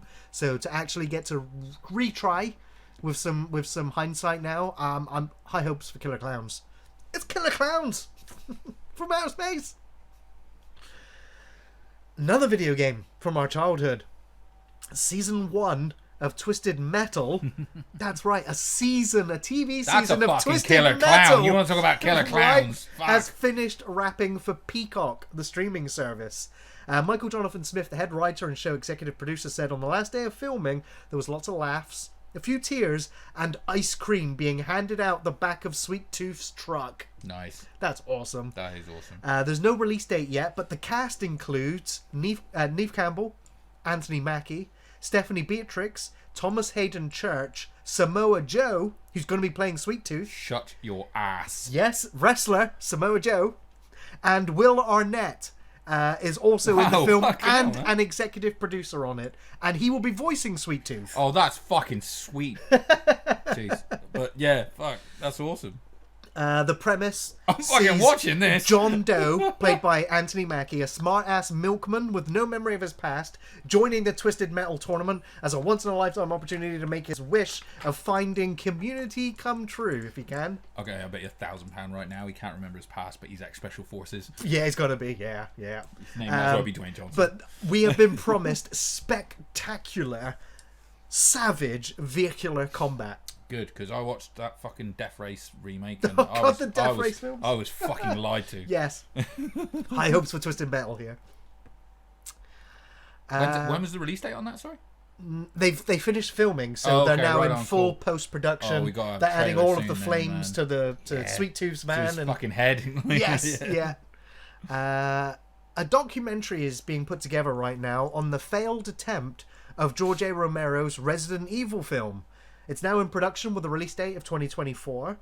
For those unaware, after Alan B. McElroy's initial 1998 script for Resident Evil was rejected, Romero pitched his own script that same year for what would eventually become the 2002 Resident Evil film by Paul W.S. Anderson. A draft of Romero's script, dated October 7th, 1998, was eventually leaked online. Romero's script was ambitious, it was gory, but it also strayed pretty heavily from the 1996 video game. Nevertheless, in spite Romero staying relatively close to the material, Capcom also didn't want the script to go ahead, citing that it was too violent. Too violent! So it was eventually scrapped by Constantin Films. Then Anderson took over and adapted his film The Undead, which got reworked into the Resident Evil film that we know. So, yeah, this documentary is going to be fascinating. What a fucking dumpster fire that fucking was then, basically. I mean, I think they took it out of one dumpster fire and just put it in another one. Yeah, slapped a new label on that dumpster, basically, you know. But dumpster fire trading, that's going to be really interesting. I think that's going to be a really good fucking documentary, because that's really going to shed some light on sort of maybe how we got what we got. True, and I think because they've also talked about George Romero directing the Japanese commercial for Resident Evil 2 as well, so I think there should be some interesting behind-the-scenes stories there. Final story, Blade Runner 2099 has now been officially greenlit at Amazon Studios, with Ridley Scott executive producing, set 50 years after the previous film. Vernon Sanders, the head of global television at Amazon, said, "We are honoured to present this continuation of the Blade Runner franchise and are confident that by teaming up with Ridley and the remarkably talented people, Blade Runner 2099 will uphold the intellect, themes, and spirit of its film predecessors." This is going to suck, isn't it? Yeah. I don't know, well, we know they're going to spend money on it. Amazon's, was it Wheel of Fortune? I couldn't watch all of that. I'm still at two minds of Rings of Power. I'll talk about that another time now. Do you mean Wheel of Time? Yeah, Wheel of Time, sorry, yeah. The game show? No. Yeah, Wheel of Time. Fortune? Yeah. So, yeah, it's been a few misfires over there at Amazon, so I don't know, we'll see. They're going to have to spend a lot of money on Blade Runner, I think, to get it looking and sounding right. Yeah, right. So I guess we'll see. We'll see. A couple of trailers to talk about. We Chucky season 2. Andy, are you up to date with Chucky yet? I'm not. No. What? How many of the movies have you seen? Three. Oh, okay. So the first 3, and then Bride of Chucky. Son of Chucky? Seed of Chucky, of course. Then Cult of Chucky. I didn't see Cult of Chucky, and I call that one. I haven't seen the series. Yes, So this is season 2. But that was a good fucking trailer. Oh, the trailer's awesome. That was a great fucking trailer. It teased everything and gave nothing away. It's shown you where the like the first one was kind of high school suburban area. This one's still suburban area, but it also looks like correctional facility again. So a little bit of Child's Play 3 thrown in there. Brad Dourif's back, Jennifer Tilly's back, the whole cast is back. Don Mancini's continuing to write it. He's got a plan. He knows how far the story's going. He sees more movies in this franchise yet as well. It looks really promising. If you like the one first thing season, I said, it's kind of like we were saying that it's almost like a Cobra Kai situation where it's Yeah, like, look, a revival they've got of- everyone's on board. Yeah. So from that alone, that's good enough for a lot of people. You know, hell yeah. like- We talked about Terrifier 2, but this next one that we're going to talk about is Hellraiser. We've been anticipating this for a while. We've been talking about Hellraiser coming back as a movie and as an HBO series. The TV series of Hellraiser has gone utterly dormant right now. Yeah, I think it may have been shut down and cancelled because Clive Barker is now officially working on this rebooted movie. So yeah, it's a take on the Clive Barker's 1987 classic where a young woman struggling with addiction comes into possession of an ancient puzzle box, unaware of its purpose is to summon Cenobites. That's the new setup. So this is going to be released on Hulu on October 7th. And it's from director David Bruckner, who directed The Signal, the VHS Amateur Night segment of VHS. He also directed The Ritual, a couple of segments of Creepshow 2019 as well. Clive Barker is returning as a producer, and Doug Bradley is not in the role of Pinhead. What did you think of the trailer itself? Oh, do you know what? I thought it was a really good trailer because it had everything that made you go, "This is Hellraiser." Yes. Whilst also the music straight away, Christopher Young's music. Do you know what? Like, if you compare it to some of the I mean, I've seen the original Hellraisers, and then I stopped after fucking Judgment or something. Oh, that was the last one. So you did. Oh no! So sorry, no. So basically, I watched the first three, and then to the Judgment, end, right? And then I haven't seen any of the shit in the middle. There's some good shit in the middle. Not like fucking Judgment was like, oh, that was very good, but no, there is some good shit in the middle though. I think. It made me think that it's kind of like, right, it's not giving too much away or anything like that, but also it kind of showed you enough that it reminds you of fucking Hellraiser. It reminds you of those early movies. The with vibe, going the feel, the tone. They managed to show a bunch of the Cenobites without overexposing you, I don't think. And then look, when Pinhead rocks up, and I mean, it's kind of like they showed a fair amount of them in of Pinhead in the trailer, because it's like, look, everyone fucking knows at the minute, because no one's going to be surprised by it. Everyone knows it's a female or androgynous lead and stuff like that. Yeah. But when she opened her fucking mouth, dude, oh, that voice! I was like, I know. I was like, they've got the synthesizer in there, or they've altered the voice to give it that echo, so it sounds layered. And the fact that she's got the open throat, yes. like vagina throat, as people have been calling her online, which I was like, do you know what? That's not a bad name for her, to be fair, based on the everything. Yeah. So it feels like it's like messing with her voice and stuff. I absolutely love the box attire. looked great. The box, yeah. The way they changed. This is something that Ian has said in all of our reviews for Hellraiser. He's like, I'm tired of the box. Why don't they do something different? Why don't they make it round? Why don't they make it diamond? And the way that they revealed it, where yeah, you didn't so see it the straight puzzle away is until different. you turned it on and stuff. And it was, again, kind of similar to we talked about with like Terrifier and stuff, where it's like the other, like the lead actress in it looks like she's doing okay in the movie as well. Yeah. It doesn't look like terrible. Yeah. I'm excited for it, man. My only real criticism of this trailer is the CGI. Chains, right? The chains. Yeah. I was like, yeah. Everything was going so well for this trailer. You got the music from Christopher Young. You got these wonderful actors, this brilliant makeup. I'm feeling like Hellraiser. They got time to they do. On Not that. much time, but they do. 7th of October, so they've already less than a month. But I was like, but why CGI chains? Get some monofilament wire. Pull that chain across the camera screen. Yeah. It worked in all the other movies. Why do they need to do it now? You because I mean, you know me, I'm all for practical effects anyway. And like you said, it would be such a cool sort of familiar feeling of home if they did that. But again, you've also got to wonder. I mean, who's it being made by? Hulu. I mean, are they maybe? We don't want that. We want it to be CGI and brought up to date, maybe. I don't know. It's just it's immediately distracting because that corridor when they were coming on the corridor, it almost, that's the only bit of the trailer where I was like, oh man, that felt like a shot that you'd put If anything, in a 3D movie just to prove that it was a 3D movie or something. CGI out the device you use to pull the chains towards the screen. You know, it just the lighting was off on it. It didn't fit in. It was badly composited. Maybe it was just for the trailer. We'll see. But I reckon that's the shot we'll see in the film as well, which is going to be an immediate conversation point. I don't want it to be. I don't want to have to address the CGI. If the majority of the gore is more practical though, yeah, it will be a minor point. Like in the way in this trailer. I agree. It's a minor point. Yeah, it is a minor point, Yeah. and that's because I've got very little to criticize at the moment. Absolutely, man. Fingers crossed.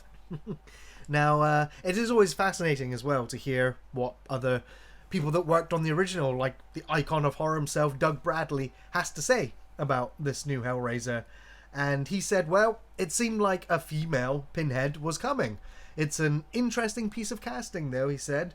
I don't know Jamie. Of course, they've taken a little bit of a wrinkle in that because Jamie, the new actress playing Pinhead, is transgender. And I'm not familiar with her work, but there was a science fiction series on Netflix a few years ago called Sense8, which Bradley was a fan of. Jamie was in that, and so he really liked her performance in that. I really enjoyed that Sense8. But yeah, Doug really said he can't really say much more than that. He says he likes to point out that he did wear a skirt as Pinhead, so it's an interesting casting decision.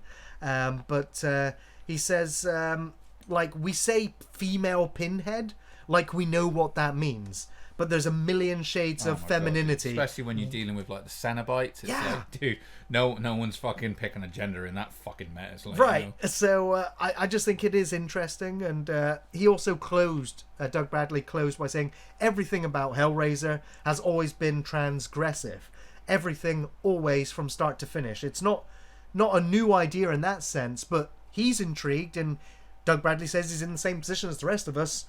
It's going to have to just see where this new movie goes. Absolutely. Alrighty. Well, that's going to be it, I think, for the first section of the podcast. We're going to take a quick break, and then we're going to be coming back to do the bracketing for the horror tournament for next podcast. The draft, bitches. The draft! We're doing a draft. Don't go anywhere. And welcome back, everybody, to the second part of the podcast, where we are going to be doing our draft for next month's Halloween franchise horror movie tournament knockout extravaganza. That is its full name. And he will remember that. Yes. Quote me on that next time. Absolutely. So there were a ton of entries, potential entries for this list.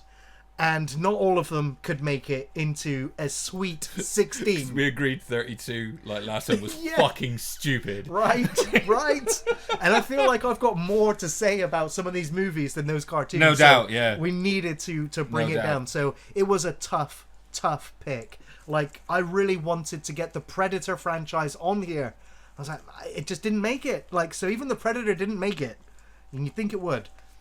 So the rules, because they were very vague to begin with, we were going to be doing just horror sequels, because if we were going to do a horror movie knockout, we can decide that right now. Well, we can have a 1 hour discussing, is it The Thing or is it Alien? Yeah. They're like, it's more interesting when we look at and talk about the entire franchise instead. Franchise, so the ruling is it must have at least one movie. Doesn't have to have sequels or prequels, but they're included in its franchise. Video games, comic books, graphic novels, anything. If it has an audio book, anything that's related to it is considered part of its franchise. So the other rule, there must be at least 3 entries in total. The Thing, John Carpenter's The Thing, is on here because it has a prequel movie. Mm-hmm. John Carpenter's The Thing is considered a remake. And it has video games and comic books based off of it. So it might feel like a small franchise, but it is one. So whether it has a sprawling 10-movie franchise like Hellraiser with varying quality, or whether it's small and tight like Jaws and there's just 4 movies and a game and some other stuff, there's still research to be done. But that's going to be for the films that we want to talk about when we actually do the knockout next podcast. So, without further ado, Andy has the bag. He has my Cthulhu bag. I've got the bag of destiny. He's got the bag of destiny. He has all the entries in there. So would you like to pick the first one? Yeah, man. I feel like I should be wearing like a Go bikini or something, and you're all like, "I'd buy that for $1."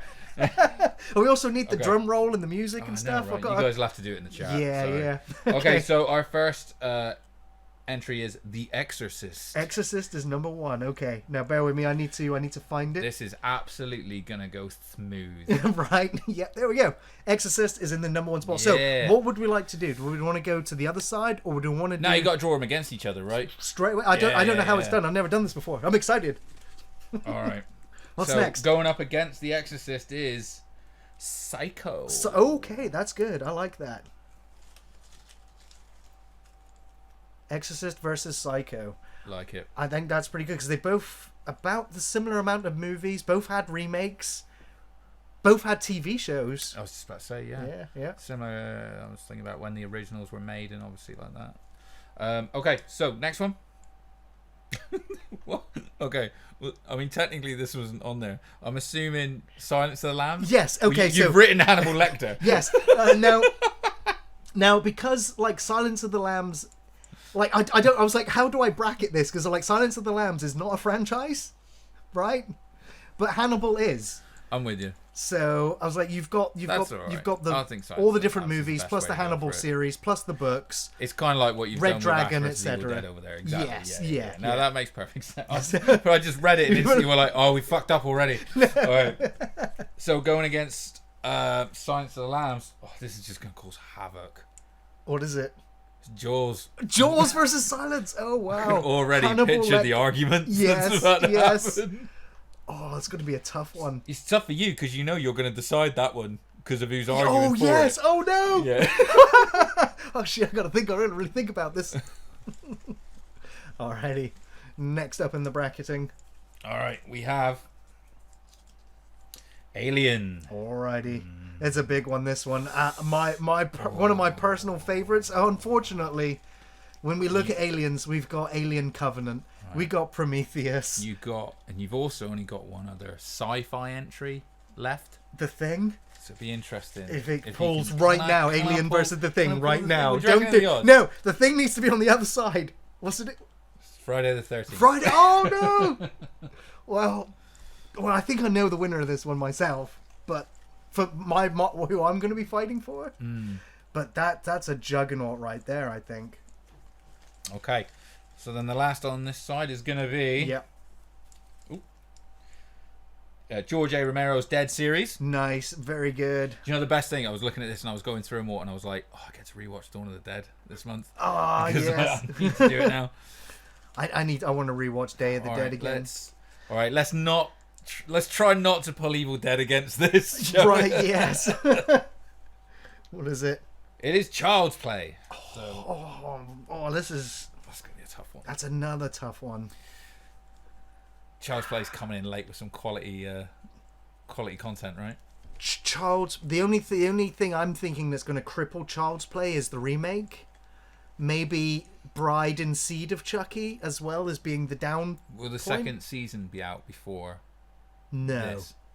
See, that could have. Yeah, that's the thing. Because Hellraiser, the movie, is going to be out a week or two before this, so it has a chance to win some points. We're also going to see Halloween Ends as well. Exactly, so Halloween that may cripple Halloween's that's why I was upset that Predator didn't make it on here, because I was like, but they just had Prey, which is great. Like, Absolutely. brought the franchise back. Oh my god, yeah, definitely. Okay, so now we're on the other side on of the other bracket. side, So going against that lot, we're going to have Saw. Starting with Saw, okay. Pretty strong Saw until. Damn it, I didn't pull. I wanted Texas Chainsaw Massacre again. Oh no. The Thing. I think The Thing was probably going to take it, but it's going to be an interesting discussion, I think, on that one. Next one, we've got Nightmare on Elm Street. There we go. Classic Freddy Krueger. Yeah. I was like, is there anybody who's doubled down on here? And the only one that's on here, I think, double is Wes Craven. For having Scream and Nightmare. You got The Thing and... oh, no. Halloween. Yeah. Okay, so yes, John actually. Carpenter. So John Carpenter twice as well. John Carpenter and Wes Craven scoring twice. That's awesome. What does that tell you? Scream. Oh! Oh no! Craven versus Craven. Yes. Well, there was too much Craven in here, so one of them's got to go. I can't find you. And there you are. Alrighty. Ian's in the chat. He'll be using his John Carpenter equation for this tournament. Yeah, I understand. You can't take a fucking month off and then heckle us in the comments, alright? Prick. So next we've got Evil Dead. There we go. There we go. One of my favourites to win versus... this. I'll let you move it first. Yep, Taking on Hellraiser. Oh no! That's not fair! I wanted to see these both go far. Yeah, that's going to obviously leave us with Halloween. Halloween taking on Texas Chainsaw Massacre. Awesome. Do you know what? We got a good couple of, like, you know, Halloween, Texas Chainsaw Massacre. These are sort of like classics, and then you've got kind of like some newer ones with like Nightmare versus Scream, I guess. Like yeah. Scream's like the, you know, almost like a successor to those slasher movies, right? So there's your draft. Well, there now you go, folks. We're going to interview the main antagonist from each one, who's going to do a draft speech. Well, obviously, I'm really happy to be going here. And same thing every other motherfucker just said. So, for those of you only listening into the podcast, I'll just recount those right now. We have The Exorcist versus Psycho, Silence of the Lambs franchise up against Jaws, Aliens up against Friday the 13th, Dawn of the Dead, the George A. Romero Dead series against Child's Play, Saw versus The Thing, Nightmare on Elm Street versus Scream, Evil Dead versus Hellraiser, Halloween versus Texas Chainsaw Massacre. That's just the first round. Of course, we will be doing the entire tournament next month for our Halloween podcast. So, unfortunately, that is just the second part of the podcast today. Nice and short. So we're going to take another very quick break, and then we will be back to answer your questions. Don't go anywhere. Welcome back to the third and final part of this podcast, where we are going to be answering your questions. Yeah. Now then, let's see. Let me just quickly scroll. And our first question is from Sam Varney. What's up, Sam? Did you like the Batman, or did you complain about the running time like everybody else did? The answer to that is yes. No, I didn't. Yeah, I think we talked about it. I loved it. I rewatched it the other day, actually, because I got it on 4K for my birthday, and I was like, oh, yes, I know what I'm doing. And now I got a problem with it being 3 hours. I suppose it's funny because cinema versus at home viewing is obviously a bit of a different experience, because sure, it's easy to watch something that's 3 hours long at home because you just fucking pause and walk away and come back. But, absolutely, yeah. I didn't have a drama with it in the cinema, to be honest. I thought it bounced. So I think you had a few more issues than I did. I just wasn't overly excited about it. Like, when the film finished and I walked out, my first response was meh. Like, it was good. I just didn't get excited about it. Trouble with the lighting or something? You were saying. I thought the film looked greasy and like within the cinema. They took out like the main strips or something, didn't they? Well, they had them on. So they had them. Because the film was also so dark, and because of the light reflection in the center aisle, that was really disappointing. But I also just felt like there was a sheen of grease over the lens of the camera. I mean, I know it was meant to go, Gotham, grimy, dark, horrible. But it didn't need to make it feel like I needed a wash afterwards. And you were already in the View Cinema, so you were already oh, fucking gross. Yeah. So yeah, I thought it was just too dark for whatever reason. That's fair enough. But I also just thought that the story was a bit long-winded for what it actually needed to be. I wanted to see Batman do detective work. I wanted to see some crime fighting, but there was just way too much style and not enough substance for me. I think that, I mean, don't get me wrong, for me, I can give you a fucking box full of so I can give you like a list of boxes that it ticked for me when it comes to making a Batman movie. So I'm like fucking 2 thumbs up on the Batman movie. I loved it. It will be in my top 10 of the year. Where it sits, I don't know, but yeah. So I did. Awesome. I loved it. However, I will completely acknowledge that, say, that back end of the third act feels like the studio were like, he needs to do something heroic, so here's a flood for you to do. Sorry, spoilers. Yeah, here's something for you to deal with. He has to do something heroic and stuff, which I was like, the crammed in Joker scene when they had a much better one sat ready to release as a special feature later. I was like, what the fuck did you not use that? again, this is minor things. One thing that I was talking to someone about it the other day, and I said, you know what? It was great. I really loved it. I did. However, I'm still waiting for all those boxes that they ticked to be put into a live action comic book Batman movie. Right. We've always got to make this motherfucker exist in the real world for some reason. We've Sure. always got to make it as real as possible. It's like the Nolan ones did. I love those movies too. So this isn't like a shitting on it or anything, but that's still the thing. I'm waiting for all those little things that we talked about, where it's like he's fucking narrating his own story. That's awesome. That's how you read the comics. But let's take that and put it in a comic book movie. Sure. This wasn't a comic book movie. This was a cop in a cape movie. I still fucking loved it because he beat the fuck out of people when he did. I need to give it a second watch. I know I've been a little bit critical of it, but I'll give it another go. From the comfort of my own home next time. Maybe around. that'll be better. It might be better. Yeah, totally. Yeah. Really enjoyed it. But I didn't. The running time. Yeah, I think I already just complained about it again. So yep. Next question's from Nick. What's up, Nick? Surprise, Sydney. What are your favourite killer reveals in horror movies? My only criteria here would be that the killer would be unknown to the audience until the reveal. So Michael Myers and Jason Voorhees don't qualify because we already know who they are. Masks are not mandatory. So in my response, I'm like, Scream, pretty much like the modern that is literally equivalent the of that. I would have thought. Yeah, you got Scooby-Doo, like every episode, but yeah.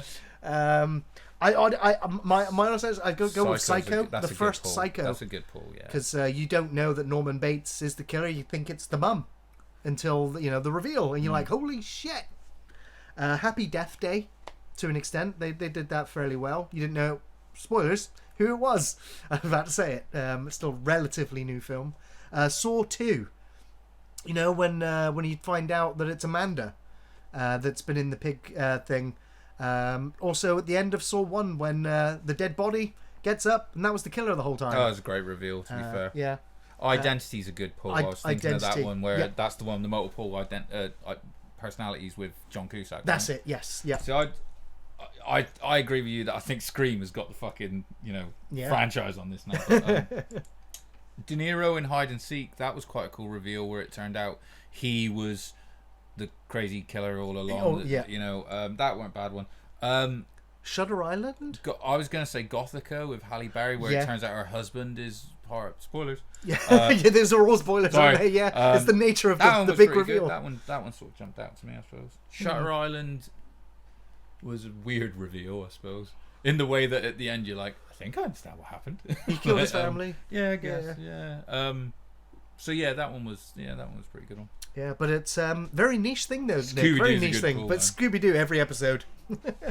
Next question's from George Smith. What's up, George? With the news that Vince Gilligan tried and failed to get Rockstar to adapt Breaking Bad into a game, is there an IP that you would like to see Rockstar adapt? My first response was Firefly. Like, I want to see Rockstar do a sci-fi game. Like, we've done the Wild West, we've done the Urban City. Let's do the Firefly universe, the Western in space. We get the best of everything. That's a good pull. I'd like to see something maybe a bit more. You remember when they did fucking the Warriors? Oh, and it God, was just yes. like, it's quite a linear kind. It's not the big open world GTA style game. It's just, it's a beat 'em Let's up. not forget, this is still the studio that somehow made us excited about a table tennis game. Right. So they know what they're doing. I'd say not so much an IP. Well, it is an IP. A Intellectual game, a property. remake. Oh, I want them to remake G-Police. G-Police. Yeah, I want Rockstar to recreate G-Police. But I would say they do a great job with, like, in the GTA style is like the Matrix after playing that. Oh yeah. You know the demo that they released a little while ago, Yeah. the open world Unreal Yeah. Engine thing. Yeah. Give that to fucking Rockstar. Rockstar. John Wick. Not so much focused around John Wick, but just the Continental, the assassins, Sure. fraternity would be Yeah. amazing. So all the different stories they could tell yeah, in there. man, for Yeah. sure. They do Game of Thrones really well if they wanted to do like a fantasy Oh, a game as Rockstar well. Game of Thrones. Fucking rock! Can you imagine? Yeah. Like, I'm not a Game of Thrones fan, but I'd be probably up for that. Like, So, I just think they're more colourful with their swearing, with their like urban setting than compared to like Game of Thrones. They'd have to get a whole different, I think, group of writers. Yeah. But yeah, Rockstar though. Yeah. Good question though. Thank you, George. Great question. Next question is from Havard Ryan. Hey, man. Do you prefer zombies that move fast or slow? And why? Personal preference would be slow, so I get away from them. Right. If you mean in movies. Yeah, I'm guessing. I don't like fast running zombies because I think that's too much of an obvious sort of hurdle for this monster. I think what's more frightening is the sheer number of them, and that they move slowly, and that like no matter how far you get away from them, or how far ahead you get of them, you've got to rest, you've got to sleep, and they are still just relentlessly horde walking towards you. I was going to say, when you get like the herds in Walking Dead, that's when you're like, oh, that's when you know people can die, because there's nowhere to go. They are, the strength of them, they're going to tear down these walls that are decrepit and not well maintained. Everything's going to be rusted and useless. This herd of zombies is going to push through eventually. But I think slow-moving zombies, for me, also opens up the world of storytelling where I think, from all the zombie stuff that I've absorbed and seen, the best storytelling comes from slow-moving zombies, where the characters have time to be characters, to communicate, talk, have conversations, develop, whereas in fast-running zombie stuff, it's over too quickly. Do you know what you get less of as well with slow-moving zombies? Fucking shaky cam. Yes. Oh, hell yeah. Exactly. Yeah. You don't have to put up with that shit. Right. Like... Yeah. And so in the slow-moving zombie stuff, I can actually see what's going on. The fast stuff, it just becomes a horrible CGI blur fest. Slow for me, for sure. Yeah, slow all the way. Next question. I'm really sorry about pronouncing your name. Sharad Sasha Vimalethan. I think that was probably pretty good, but then I'm not you, and you might be spitting right now. Yeah, probably am. Hey, Sharad. You have unveiled a new professional wrestling company, and you must crown your inaugural champions using famous movie monsters. Please select the following: World Tag Team Champions, Women's Champion, Intercontinental Champion, World Heavyweight Champion. Cheers from Malaysia. Cheers, Sharad. What a fucking question. That's an awesome question. I've already got my answer prepared. Alright, you want to start from the top? World Tag Team Champions? World Tag Team Champions, Freddy Krueger, Jason Voorhees. They've already got experience fighting each other. This is going to be good, because then basically what we're doing is we're booking our champions against each other. Yes. So, right, tag teams. I'm a huge fucking fan of like Hoss tag teams, like big fuckers, Legion of Doom. I love the Authors of Pain that they had in recently. Fucking natural disasters, earthquake and typhoon. So I'm going to say Kong and Godzilla are my tag team champions. Oh, what? Jesus Christ. He says monsters. Freddy and Jason are not going to be able to get in the ring. I'm going to say fucking Kong and Godzilla. Right, I need Jason, who can't die, to finally get the two of them to sleep so that Freddy can kill them in their dreams. In a ladder match. Jesus Christ. Good luck climbing that bitch. Good luck building that ladder. Yeah. Okay, All women's champion? The women's champion. I'm going with the unnameable H.P. Lovecraft. Okay, that's pretty good. Right, so as it's a women's champion, movie monsters, female, I'm going to say the T-Rex from the first Jurassic Park. Because they're all female. Nature finds a way. Or, failing that... I see the theme failing here. that, the Gorgon, Medusa. Right, yeah, That's or the pretty good Kraken. Yeah. Shit, I I'm feel like I just T-Rex. got trumped and double trumped. All right, Intercontinental Champion. I've gone with Pumpkinhead. Okay, that's pretty good. I got to say, so the IC champion. Sorry, we're going to talk wrestling a little bit. Fucking question. What do you want me to do? That's like the workhorse title. Okay, Yeah. so you've always got the world heavyweight champion, who's the big draw and everything. If you go back to the days where it was like Hulk Hogan and all these big dudes and stuff, and then the Intercontinental champion would be someone like Shawn Michaels, Macho Man Randy Savage, all these great workers. So you got to have someone that's got a little bit of, like it's got to be some wow factor. So I'm gonna say the werewolf from American Werewolf in London. Oh yeah, great shout. Alrighty. Now this is going to be the best booking ever for what you've written there, because of what I picked as my world heavyweight champion. I felt guilty that this contender was not going to be in the franchise war next month, so my world heavyweight champion of the world is the Predator. I'd instantly say Xenomorph, but then we get then we get to to book Alien them against versus each Predator, other. yeah. That was going to be my the thing tag was, team. is I was like, if it was gonna, I was gonna say I'm gonna put the strap on the Xenomorph, but instantly the first feud I'm doing is him against the Predator. Right? Yes. If this was it. Yeah, for sure, man. Cheers, Sharad, for What an a awesome fucking question. great question. Oh, excuse me. Okay, now this question has been asked a lot So I've just condensed down a couple of the names that have asked it.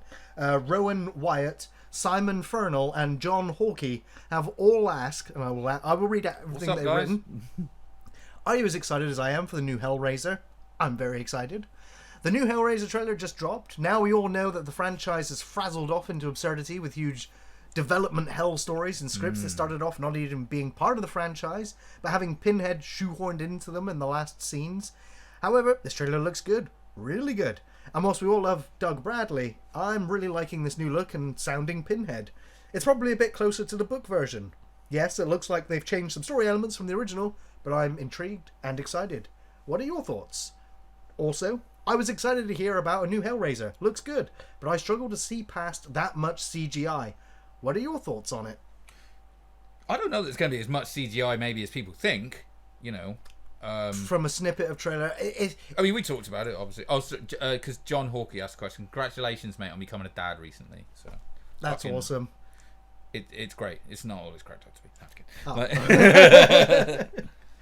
yeah, I don't think it'll be much CGI. I keep getting told off sometimes to stop getting hyped up for things, and I understand because I'm my own worst enemy. I've been burned so many times. Millhouse, where it's like, Yeah. maybe you should get your hopes up. They're sky high. I'm really excited for this new Hellraiser. It's from Hulu. They just gave me Prey. That was the last thing I watched on Hulu. So now they're about to give me Hellraiser. The thing is, it's also coming out. They might start saving horror franchises. I That's hope what they so. might do. It's also coming out a day before my birthday. So it's very likely I'm going to be watching the new Hellraiser on my birthday. Which I'm like, Clive Barker, thank you for my birthday present this year. That's awesome. So yeah, I'm super excited about it. Of course, Ian and I are going to review it at some point. Not straight away. It's usually a year or two after it comes out before we start talking about it. But we'll definitely be talking about it because we've reviewed every other one so far. It's one of a few people have said it's the favorite horror series that we've done. So yeah, I don't like the CGI. I really don't. It looks garish. It looks obvious. Hopefully enough to look when it doesn't need to look be. past it, Especially when the Cenobites look so good. The Chatterer. They've hired this 7-foot beanpole of an actor to play Chatterer. He looks awesome. Like, immediately iconic, identifiable, slimmed a bit, changed a bit. I think it works. The imagery, It's great because the sound. it's changed, but it's all there, right? Yes, absolutely. It looks like Hellraiser, which is great. We just need to see if they're going to do the Julia, Frank storyline. Who opens the box? Why they open the box? Is it because of addiction? All of these things. But I'm sure it's going to be fine. I hope. I really hope. I'm too hyped. Next question is from Daniel Campbell. What's up, Campbell? Morning, Buck and Gary. Sorry, Campbell. Your thoughts on the news of a Tusk 2 sequel?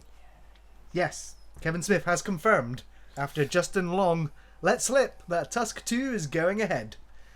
Kevin Smith actually has said ever since the heart attack, he's been living on borrowed time. Oh, has he had a heart attack, has he? He barely mentions it. He barely mentioned every interview, right? Every interview. Of course. I'm a huge mark for Kevin Smith. So Kevin Smith said, 2024 will mark the 10-year anniversary of Tusk. And we could just leave it there and move on. What? Yeah, I know. It's gone quick, hasn't it? Well, it's 8 years this year, so 2 years time. It'll be 10. Still, though. Yeah, like, I know. I'm fucking old, man. I'm getting so old. He said they could have just left it there, but I've got more story left to tell. There's a reason, spoilers, we left him in the zoo at the end. He said he always knew that they were making the movie just like, while he was making the movie, he was like, I could totally do this again. But he thought he'd have the late, great Michael Parks, sadly no longer with us, but still got Justin, and he's got a script, and they're going to do it. And he's friends with Johnny Depp. And Johnny Depp's only doing shit he was, because obviously he was in the first one, wasn't he? Yeah, It's, Guy Lepoint or Guy Lafleur, whatever his That's name right. was. Fucking awesome it was. I'll personally say I'm really excited for it because I love Kevin Smith stuff anyway. Yeah. Like we were hoping to see we were hoping to see Clerks 3 and we haven't, and I said, look, I'm probably just going to enjoy it because it's like, it's Kevin Smith shit and I know what I'm going in for. It's a film that we probably shouldn't have got because he had a heart attack. Yeah. I really liked Tusk because of the podcast. It was born off of Smodcast. It was a great episode where they talk about, if no one doesn't know, it's called I don't know what number it is, but it's The Walrus and the Carpenter is the name of the episode where they read an advert from Gumtree, which here in the UK is like Craigslist if you're abroad. And it's a dude who literally, if you've seen Tusk, it's literally the dude placing the ad going, is it lost at sea, and I want you to move into my house, and you don't have to pay me any money, and I've made this walrus costume I'd like you to wear, and for 1 hour a day you'll be a walrus for me. And he was like, this is you're getting knocked out in that house and sewn into this fucking thing. So I really liked it because there was all these inside references to the podcast, but also for me it was actually the movie that brought him back to filmmaking. He took like 2 or 3 years off where he was kind of like not making movies anymore. He did a bunch of TV stuff. Yeah, he was doing stuff. I think he'd already started on like The Flash and stuff, but he having that conversation with his partner at the time, Scott Mosier, where he kind of was like, this is stupid, this is a horror movie, someone should make this horror movie, fuck it, I'll make this horror movie. Yeah, and there was a the huge clout to do it. outcry. Yeah, he did like a hashtag walrus yes and Yeah. stuff, like everyone voted on Twitter and said do it, and the fucking lunatic went and did it. Yeah. Now, it didn't receive it received the criticism that Kevin Smith's been receiving for the last 20 years. Yeah. It's a Kevin Smith movie. That's the criticism. Everyone when I've seen it and they're like, what the fuck was that movie? I'm like, I totally get why you're having this reaction, because like I'm it's like it is fucking the guy's mobile phone goes off and it's like from the Hollywood Babylon podcast, the ringtone. I'm like, like Inside joke. And everyone's like, what? I'm like, never mind. Yeah. Never mind. You'd have to watch like 200 episodes of Hollywood Babylon. Just don't worry about it. Yeah. I was with Kevin Smith all the way up until Jay and Silent Bob Strike Back, and I was like, I don't like the Jay and Silent Bob centric movies, but I did to an extent enjoy Reboot, because again I was just like, wow, you guys have aged a bit, like a lot's happened in your real life, it's affected the characters. But yeah. I'm so invested in this universe now. I like how cameo-wise Reboot was like, oh my god, Hollywood's so guilty that I nearly died and I can get all the cameos. Yes, they'll do it for nothing. Fair play, sir. Yes. You got fucking Thor in that bitch. And so, I just so love the relationship between Kevin and Jason, the chemistry that they have in real life. I just think their love and their chemistry and energy just comes through in their films. So even if I'm like, man, it feels like you don't care about lighting and editing anymore. It just feels like you just set the camera up and you filmed what you wrote. Yeah. And I'm like, you know what? At this point, you've done what you need. You did Dogma and Chasing Amy and Clerks and and all this other stuff that you've done. So anything I'm getting now is just extra. I'm just happy to just sit and listen to your characters talk. It's always impressive to see someone carve out that niche for himself as well, and actually understand that that's what he's making movies for. We kind of joke about like Dwayne Johnson with our success with, where it's like he just plays Dwayne Johnson. It's like, but that's what people want. Yeah, we do. And that's who he's performing for. So you kind of like, you know what? He's giving people what they want. It's the same thing with Kevin Smith. So it's quite for sure. It's quite rare. So I'm up for Tusk fucking 4. Keep it going, franchise. Where it's like a Planet of the Apes style. They've taken over or something. Oh, there's going to be human tusking, like the centipede. Nah, just walruses riding yes. elephants because they got tusks too, and they've joined fucking forces. Next question. It's from Natalie Holbert. Hey, Natalie. What do you guys think about musical gatekeeping? I've heard some people on social media being absolutely furious about people getting into a band after hearing a track used on a popular program. As an example, people listening to Metallica after hearing Eddie play Master of Puppets on Stranger Things. Seems like madness to me. I'm always thrilled if people are listening to something decent, like the example I gave. Who cares how you discovered it? The point is, you did discover it, so yippee. I totally agree, Natalie. Like, I don't think that's actually a question. I think that you just made the point for us, mate. It's, absolutely, I like anyone who gatekeeps anything. Fuck them. Like, that's really shit behaviour in my opinion. Like, don't ever do it. I've literally, like, I mean, you take Metallica as a band that I've been into my entire life. If I'm wearing a Metallica t-shirt, some fucking douchebag literally goes, name fucking 3 songs. Just to make a point, I'll go, I don't know, Enter Sandman. I don't really know any others. Just to be like, so now what's your fucking reaction, bitch? What are you gonna fucking say? Like, it's I get it. Gatekeeping about anything is just fucking it's useless, just horrible man. behaviour. I mean, there's so many as well. Gatekeeping normally applies to things that are a little bit niche, so I've never really understood where it's like, dude, there's not that many of us. Warhammer 40k is a great example where I'm like, I play Warhammer 40k. I mean, it's big, it's huge when it comes to like tabletop gaming, but it's still not like massive. So why would I sort of like not help introduce more people into it if they show an interest. Sure. You know what I mean? yeah. Why would I rag on, like, say, someone's painting or something trying to get into? Same with music, same with movies, same with anything. Yeah. You know, if you're into something that's kind of like, you know, if you're into like fucking nerd territory or something like that, it's like, we don't have that many allies. No, Let's get you want to share it all. Let's get these Enjoy fucking it people together. in. Who Yeah. cares how they found it? So yeah, I mean, Natalie, if you're seeing, these comments on social media, I don't know whether it's I don't know how There's you plenty, just man. There's angry plenty. people on the internet going to say shitty stuff for no good reason, make themselves feel better. Here's a slight segue. Sorry to like dovetail off your No, question, absolutely. Natalie. Like, but we were talking about news and stuff. I get, and people sort of like saying stupid things on the internet. Did you see there was a little bit of casting news for Little Mermaid? Oh yeah, oh god, oh it's so I'm so sick of this conversation. My god! I left the internet. Yeah, I I'm was just like, yeah, okay, I'm done. close it down. I'm yeah. fucking It's done. like, Jesus, wow. I've never seen such a fucking stupid Like, reaction. what to year is it something. again? Oh yeah, it's 20 Oh my fucking God, 22. man. Why are we still having this conversation? Listen, despite the argument of sort of like, if you want to get really snippy, she should be fucking green if you want to read the fucking book. Right. But Oh dear. the funny thing is reading a lot of these comments from sort of like dudes maybe my age. It's fucking disgusting. She should be this. She should be that. And I'm like, dude, are you gonna go see this movie? Because that's No. kind of weird. It's for little girls. Exactly. It's like, so why the fuck do you care? It's What? like, it just made me laugh. It just made me think about that whole gatekeeping, or just sort of like the stuff that people make controversy out of. So at some points, it's just fucking insane. Oh, it makes me physically I ill. really hope that they cast. What's the name of that guy? He's in Stranger Things. Obviously, he transitions. Elliot. Help me out. Was in like Hard Candy before she transitioned into a he. Do you know what I'm talking about? No. Obviously, it's the only character in Umbrella Academy that's transitioned. Elliot Page. Yeah. Thank you. Cast him as the fucking prince. Just really just drive it fucking home.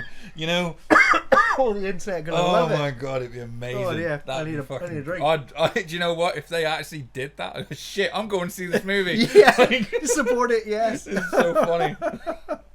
Yeah, Oh, man, dear. people fucking rage. Same with the gatekeeping thing, man. People just rage for no reason. They do. It's crazy. They really do. Alrighty, well, we're moving on to the Twitch questions. Yes. So, first question coming in right now is from Code Dude. You are What's up? forced to pick your executioner. Oh boy. Your choice is restricted to any horror movie villain or creature. Who or what would you choose? What's quick If it was movie, and painless? well, no, but if it was movie, not horror movie, I'd pick Yeah. Mr. Bean because he'd fuck it up and you'd get out. True, very true. Or he'd fumble it so bad. It'd be the worst way execution worse. ever. Way worse. Like, you don't want to pick, like, the guy from Law Abiding Citizen who's just going to, Oh. cut off your genitals with a box cutter whilst you've been paralyzed and can't move. Or like the guy from dude- I Saw the Devil. I was who's thinking just, of like Green Mile, the dude, like when he doesn't put the oh sponge god, on with the something. sponge on, yeah. Okay, so that's the opposite of what we want. So I don't know. Look, hey, you say what you want, but Jason kills you pretty fast. He's Yeah, like a it's one-man usually- machete. yeah, it's it's just normally like a literally chop. over in a He second. doesn't really savor it. He's just like fucking day. Yeah. The So recent Michael Oh, Myers or likes no, to prolong fuck it. it. I'll just get stomped on by fucking Godzilla. You never even fucking see. You just see a Yeah, it's shadow over and you be quick. like, "This is it." Yeah. I'm gonna pick Godzilla. Can I go with... I'm gonna get stomped on by him during their wrestling match with Freddy and Jason. Right. So I'll go with microscopic DNA of the thing, and it can just slowly assimilate me, and I wouldn't even know. I'll just be done. Just like, so you take us all with you, is what you're oh saying. yes, You unleash oh the fuck fucking yeah, I ain't thing, going down on like, my yeah. own. Cheers for the question, Coach. Thanks for the question, but I don't like the implied threat in your question. By the way, like if you had to be executed, Right. let's calm down. Where are you right now? Like, Oh, and next question is bird from mask on. Mongo. What's up, Mongo? When was the exact moment that you guys became best friends? And also Ian as well. Keep up the great work. I enjoy your reviews on Thursdays, and I enjoy you playing on Twitch, Gary. Thank you so much, Mitch, for the kind words, dude. We Actually met Andy like many primary school, years. like Yeah, real primary young. school. Yeah. And then into secondary school. And I knew you, met you, then didn't see you for a while. Yeah. Then we both ended up doing a paper round at the same grocery Yes, we did. store. Yeah. And then we didn't see each then other we again. didn't see each for other like again for years. Like, Then we saw each other again. Plymouth's kind of small. At JFK's. Then we just started yapping and talking. Then I came round your house a few times. Yeah. And then I met Ian. And you then you ended up staying with me for a when week you were or like two, transitioning. because we'd all put a deposit down on a house, Yeah. which was like a month away, and I was about to be evicted out of where I was staying because it was students were going to be taking over that room, so I was going to be homeless for a bit. Because we would hang out. We would normally see each other at WrestleMania. Yes. What, me, you, and our friend Steenie we'd all watch WrestleMania. Yeah. And then I remember you moved in. We were moving out of the flat, moving into. You were sort of like moving into. You came and stayed with us for a week, and you turned up with like 1,000 bin bags of stuff, and my flatmate was fucking pissed. I know. I was laughing my ass off. I was remember. like, oh shit! I did not think this through. And his girlfriend was totally pissed at me. I know. I was like, it's only for a week. Fuck I'm that just going to bitch, you fill got your that. living room for a week. Oh my god, it was so funny. But yeah, and then obviously, and I met Ian when I worked at Games Workshop, Warhammer 40k shop as it's called. I worked there. Ian worked in a shop across the road from us, so me and him got chatting because he was into it and stuff like that. And then it was a perfect storm of us, Steenie, who we mentioned, and another guy called Ashley, all sort of like we needed a place to live, and we rented this 5-bedroom house. Yeah, the party house that you've heard in previous podcasts. Oh my god, man. So that kind of thing is now, as my daughter gets close enough to that age for me to be to think of like, oh my god, I know what we were like at that age. Like, Okay, we got a question here from Richie DBZ. Oh, should we talk about? Oh, we talked about it when we met Ian. Literally, I mean, we've said it many yeah, times. well, like I said, I met him when I worked Yeah. at Games Workshop. Yeah. And got talking to them, and then you probably met him first, like you said, down at the club, down at Key JFK. Club. It was Key Club. Yeah. There you go, man. Yeah. And Ian and I was there to dance, drink, and meet girls, but I met Ian instead. Shit. And we just sat talking John Carpenter. You returned and that. aliens. You and, returned that favor in a way. Actually, I remember one. Yeah. Just when you brought that. Yes, thing, I did. That's Stories we're for not, we're not gonna go into this, but maybe next year's Valentine's podcast we'll talk about. Dude, I had a broken leg. I couldn't even get away quickly. I was laid up. Ian broke my leg, and I couldn't fucking get away fast enough. Shocking. Oh, some horror stories. That was almost like a fucking Jesus fucking healed me to walk away, like son of a bitch. Yeah, man, that was crazy. But yeah, it's funny because like you're talking about a time as well when we would like literally, we would find a rock night for every night of the week. Yeah, I literally man. every night. Drinking No, like I you think it don't was like want to live, man. I don't like Monday and recommend it. Tuesday was off. I think maybe we had but that's when we just have a Tuesday house off or party something. instead. Yeah. Nella Bow wants to know where's Ian. He took He's the in day the off. chat, He's fucking in the heckling chat. us. God damn it! Yeah, he's all tuckered out because he cheated on you last night, didn't he? He did. He was with another YouTuber. Video Tasties. talking to other men. I highly recommend it. It's another YouTuber who's putting content out there. It's a struggle. It's hard to get traction. And Ian did a watch party watch along with Video Tasties. We'll put a link to their YouTube channel in the description on the YouTube page. Go and give them check them out, see what they're doing. Ian watched Escape from New York, gave a commentary track and shared lots of stories on there. So yeah, Ian got a timeout today. Next question is from Richie DBZ. What up, Richie? With the new Hellraiser gender swapping pinhead, what other horror icon would you like to see gender swapped? It's not so much would like to because I'm kind of not fussed, but it's like what Same, would work. yeah. It's just what would work? What would Like I don't think Freddy would work. No. If it was Absolutely, like absolutely Frida Krueger, not. that wouldn't work No. because of the kid thing. You'd have to change the whole. In my head, you would anyway. Yeah. But I like to. I don't know, man. It's weird. I mean, having like a movie that was maybe originally a male lead, like The Thing, and you have more of a female lead. Yeah. Sort of something. That's that's what like they did with the McCready prequel. character. See, I was just thinking, did they do that in the prequel? Because I can barely remember it. Yeah. Yeah, like Leatherface with boobs. It just doesn't. I don't know. Like. Yeah, it's almost do sort of it, like, try how do you it. know he wasn't a fucking? Yeah, just Hey, I mean, you could do like Jeepers Creepers where it's a female demon or something. a creeper. Yeah. Demons work easy. Exactly. If It it's a doesn't demon, matter. It's It's a just piece of piss. yeah, Yeah, but yeah. I mean, do you know what? As much as if someone was like, "We're releasing Nightmare on Elm Street and it's a female fucking Krueger," If it was like maybe his daughter or something like that, Try it. I don't know, guess I'd probably write it, watch see if it works. Yeah, I don't know. Try it. That's a difficult one, that gender swap thing, man, because it also sort of like with a lot of stuff.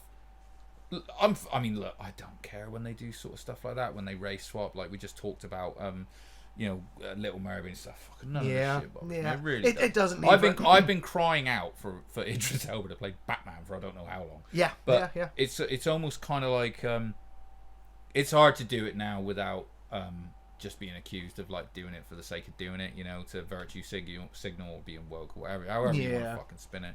So it's pretty difficult. I gotta admit, not a huge amount of horror icons. Yeah.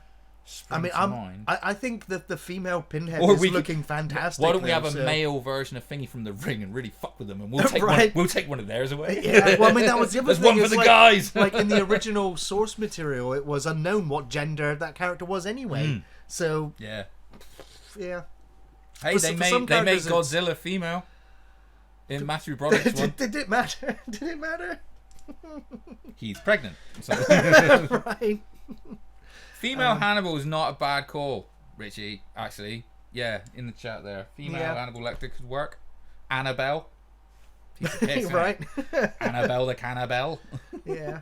I mean, I honestly, I just don't. I don't think for the most part the characters need to be gender swapped. I just think better, newer characters need to be written, and have them. If it's about gender, then yeah, whatever. If not, try both, see what works. I don't know. It's a tough one, but yeah, I honestly like. Do I want to see a female Predator? What difference is that going to make? I don't know. Yeah, I mean that would be cool. That works and stuff. I mean, I'm hoping that Prey goes the like Hunter's Planet route, and she, we get a lead. I want to that. see the scientist predators that are building the cloaking technology and space travel and wormholes and stuff. Like they trim their nails because they're typing and stuff. I always say it's the same as Klingons in Star Trek. It's just like, how has this barbarian warrior race got technology beyond hit thing with sword? That's funny. He makes a good point again in the chat though, that if it does work for the Hellraiser series, it will follow, won't it? A trend will start. Some more, yeah, absolutely. Yeah. Well, I mean, good question. Chucky, Difficult to answer, Chucky's already been in there, and it's done. Male doll, female doll, and Glenn and Glenda, in both sex doll. Get a sex doll. Next question. It's from. Say to that. My name is Duke the Doom Guy. Stop heckling us. Yeah, first episode he had amnesia, and they were thinking of making it continuous in each episode, but it was dropped. That's about Quantum Leap, and that wasn't a question, you fucking Nimrod. Well done, Ian. Can't tell you when we became best friends, but I can tell you the point when we fucking fell out, and it's now.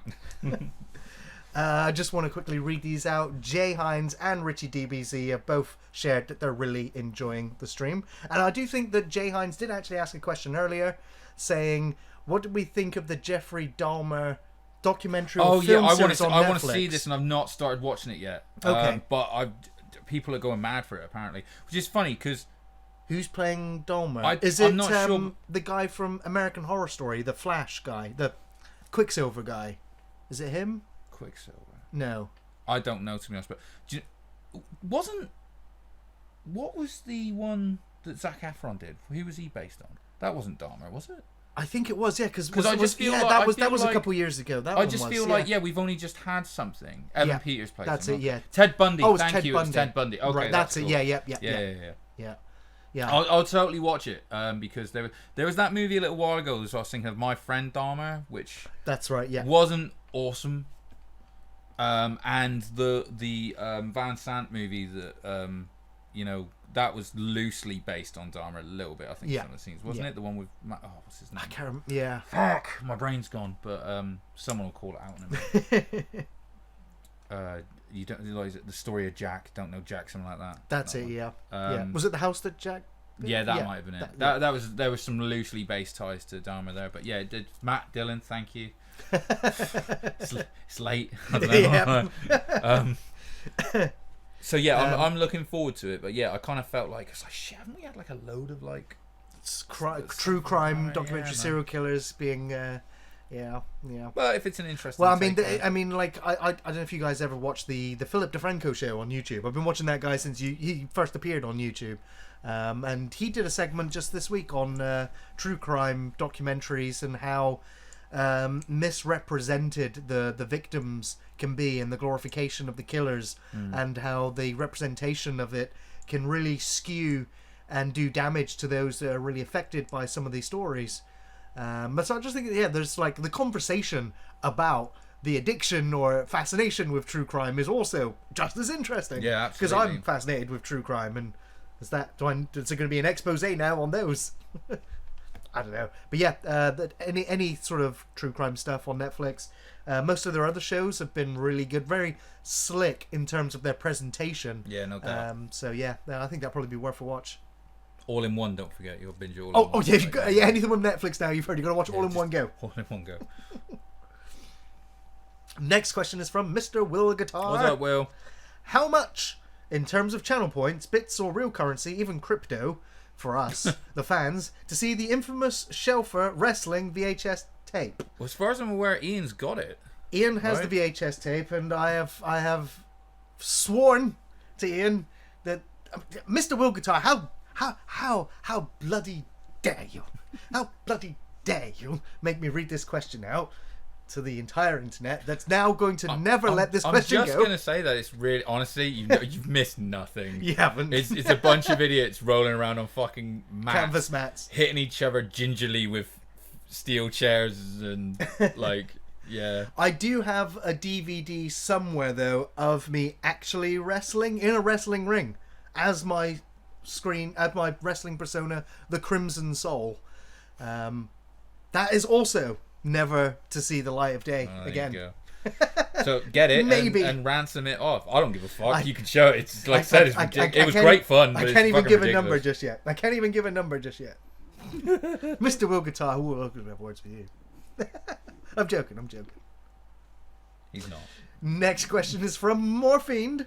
What's up, man? Hey guys, don't know if anybody asked this, but my question is, what older movie do you enjoy but feel like it was too tame for its concept and could really use a more envelope pushing remake, but with the social climate we're in, probably wouldn't get made for me. Like Idle Hands. Well, I'm trying to. For me, Idle Hands. Yeah, what would the movie be for you? Okay.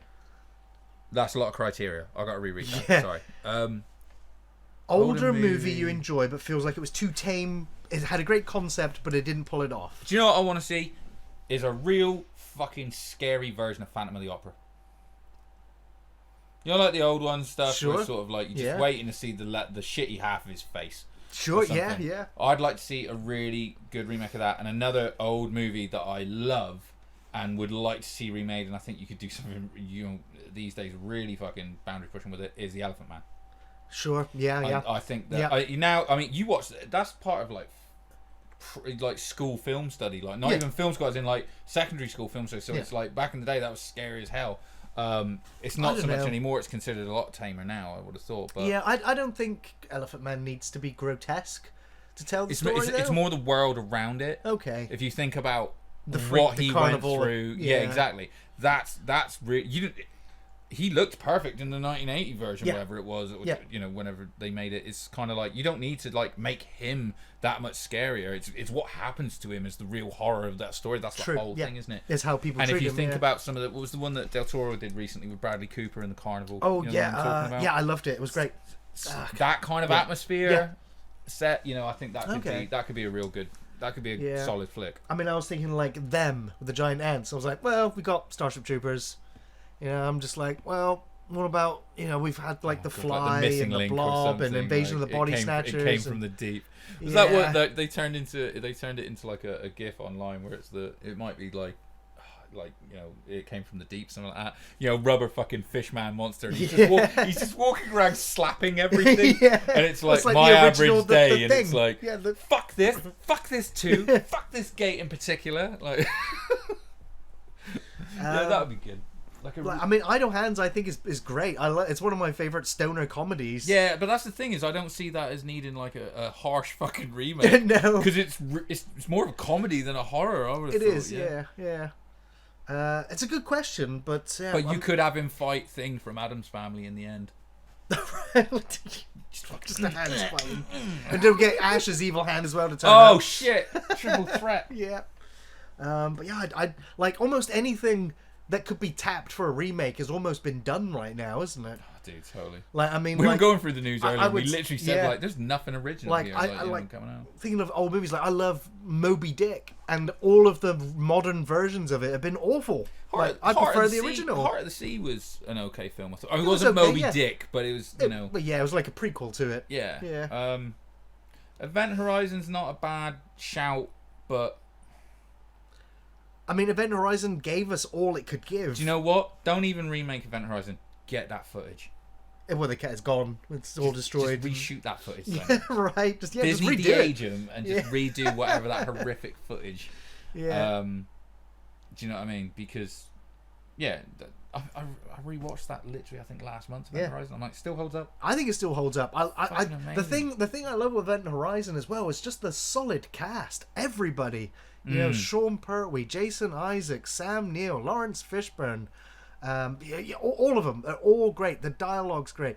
The only thing that's off with Event Horizon is the 3D objects floating in space. It all looks horrible. Yeah. But Event Horizon's great, and I think those flashes of horror is It's like George Lucas just got enough. hold of it after 25 years. If you got more of that hot hell stuff, it completely loses its impact in that quick subliminal flash of what did I just see, you know? And I think it would ruin it if you had more, to be honest. Maybe. Yeah, it's a tough one. I can't really think of anything else, Morphine, that needs to be modernized in terms of horror. I'm really trying to think. Because like almost all my favorite horror movies have been remade or have had very man, late it's hard to, sequels like, that I was keep trying to pushing think of the some of the hits, envelope. and I nearly said Candyman. I watched the new Candyman literally fucking last month. Yeah. Yeah. Yeah. Alrighty, next question is... Oh, actually, Code Dude also letting us know. Really enjoyed the stream. And it looks like we may have... Was there another question there? No. Well, I think we have hit all the questions. Alrighty. Well, Nice. we are looking like we're just about to hit time anyway, so I would just like to say thank you, everyone, for tuning in to this podcast. Andy, thank you for joining me on this podcast. Always a pleasure. I'm sure we'll have you... Well, you're absolutely going to be here next month for the horror Yeah, I tourney. picked the shit, so I got to deal with it now. Right, so. right. Yeah, totally, man. So with that being said, thank you everyone for tuning in for this podcast. I hope you had fun listening. Make sure to tune in next time where we're going to be doing that horror tournament elimination extravaganza, full title coming soon, trademarked, copyright. Oh, I can't wait to be told how wrong we are. For your opinions, yeah. your opinion is wrong. Oh, this is going to be some Little Mermaid levels of shit. This is... You can, of course, find new film reviews on Thursdays, although we are fast approaching October, so you know what that means. Horror series in October. Halloween's going to end, apparently. I'll be back on Monday on Twitch. Of course, the new film review next Thursday. You can also find us on Facebook, on Twitter, and on Patreon, and on Discord. Links all over the place. Take care, everyone. See you next time. Love your faces.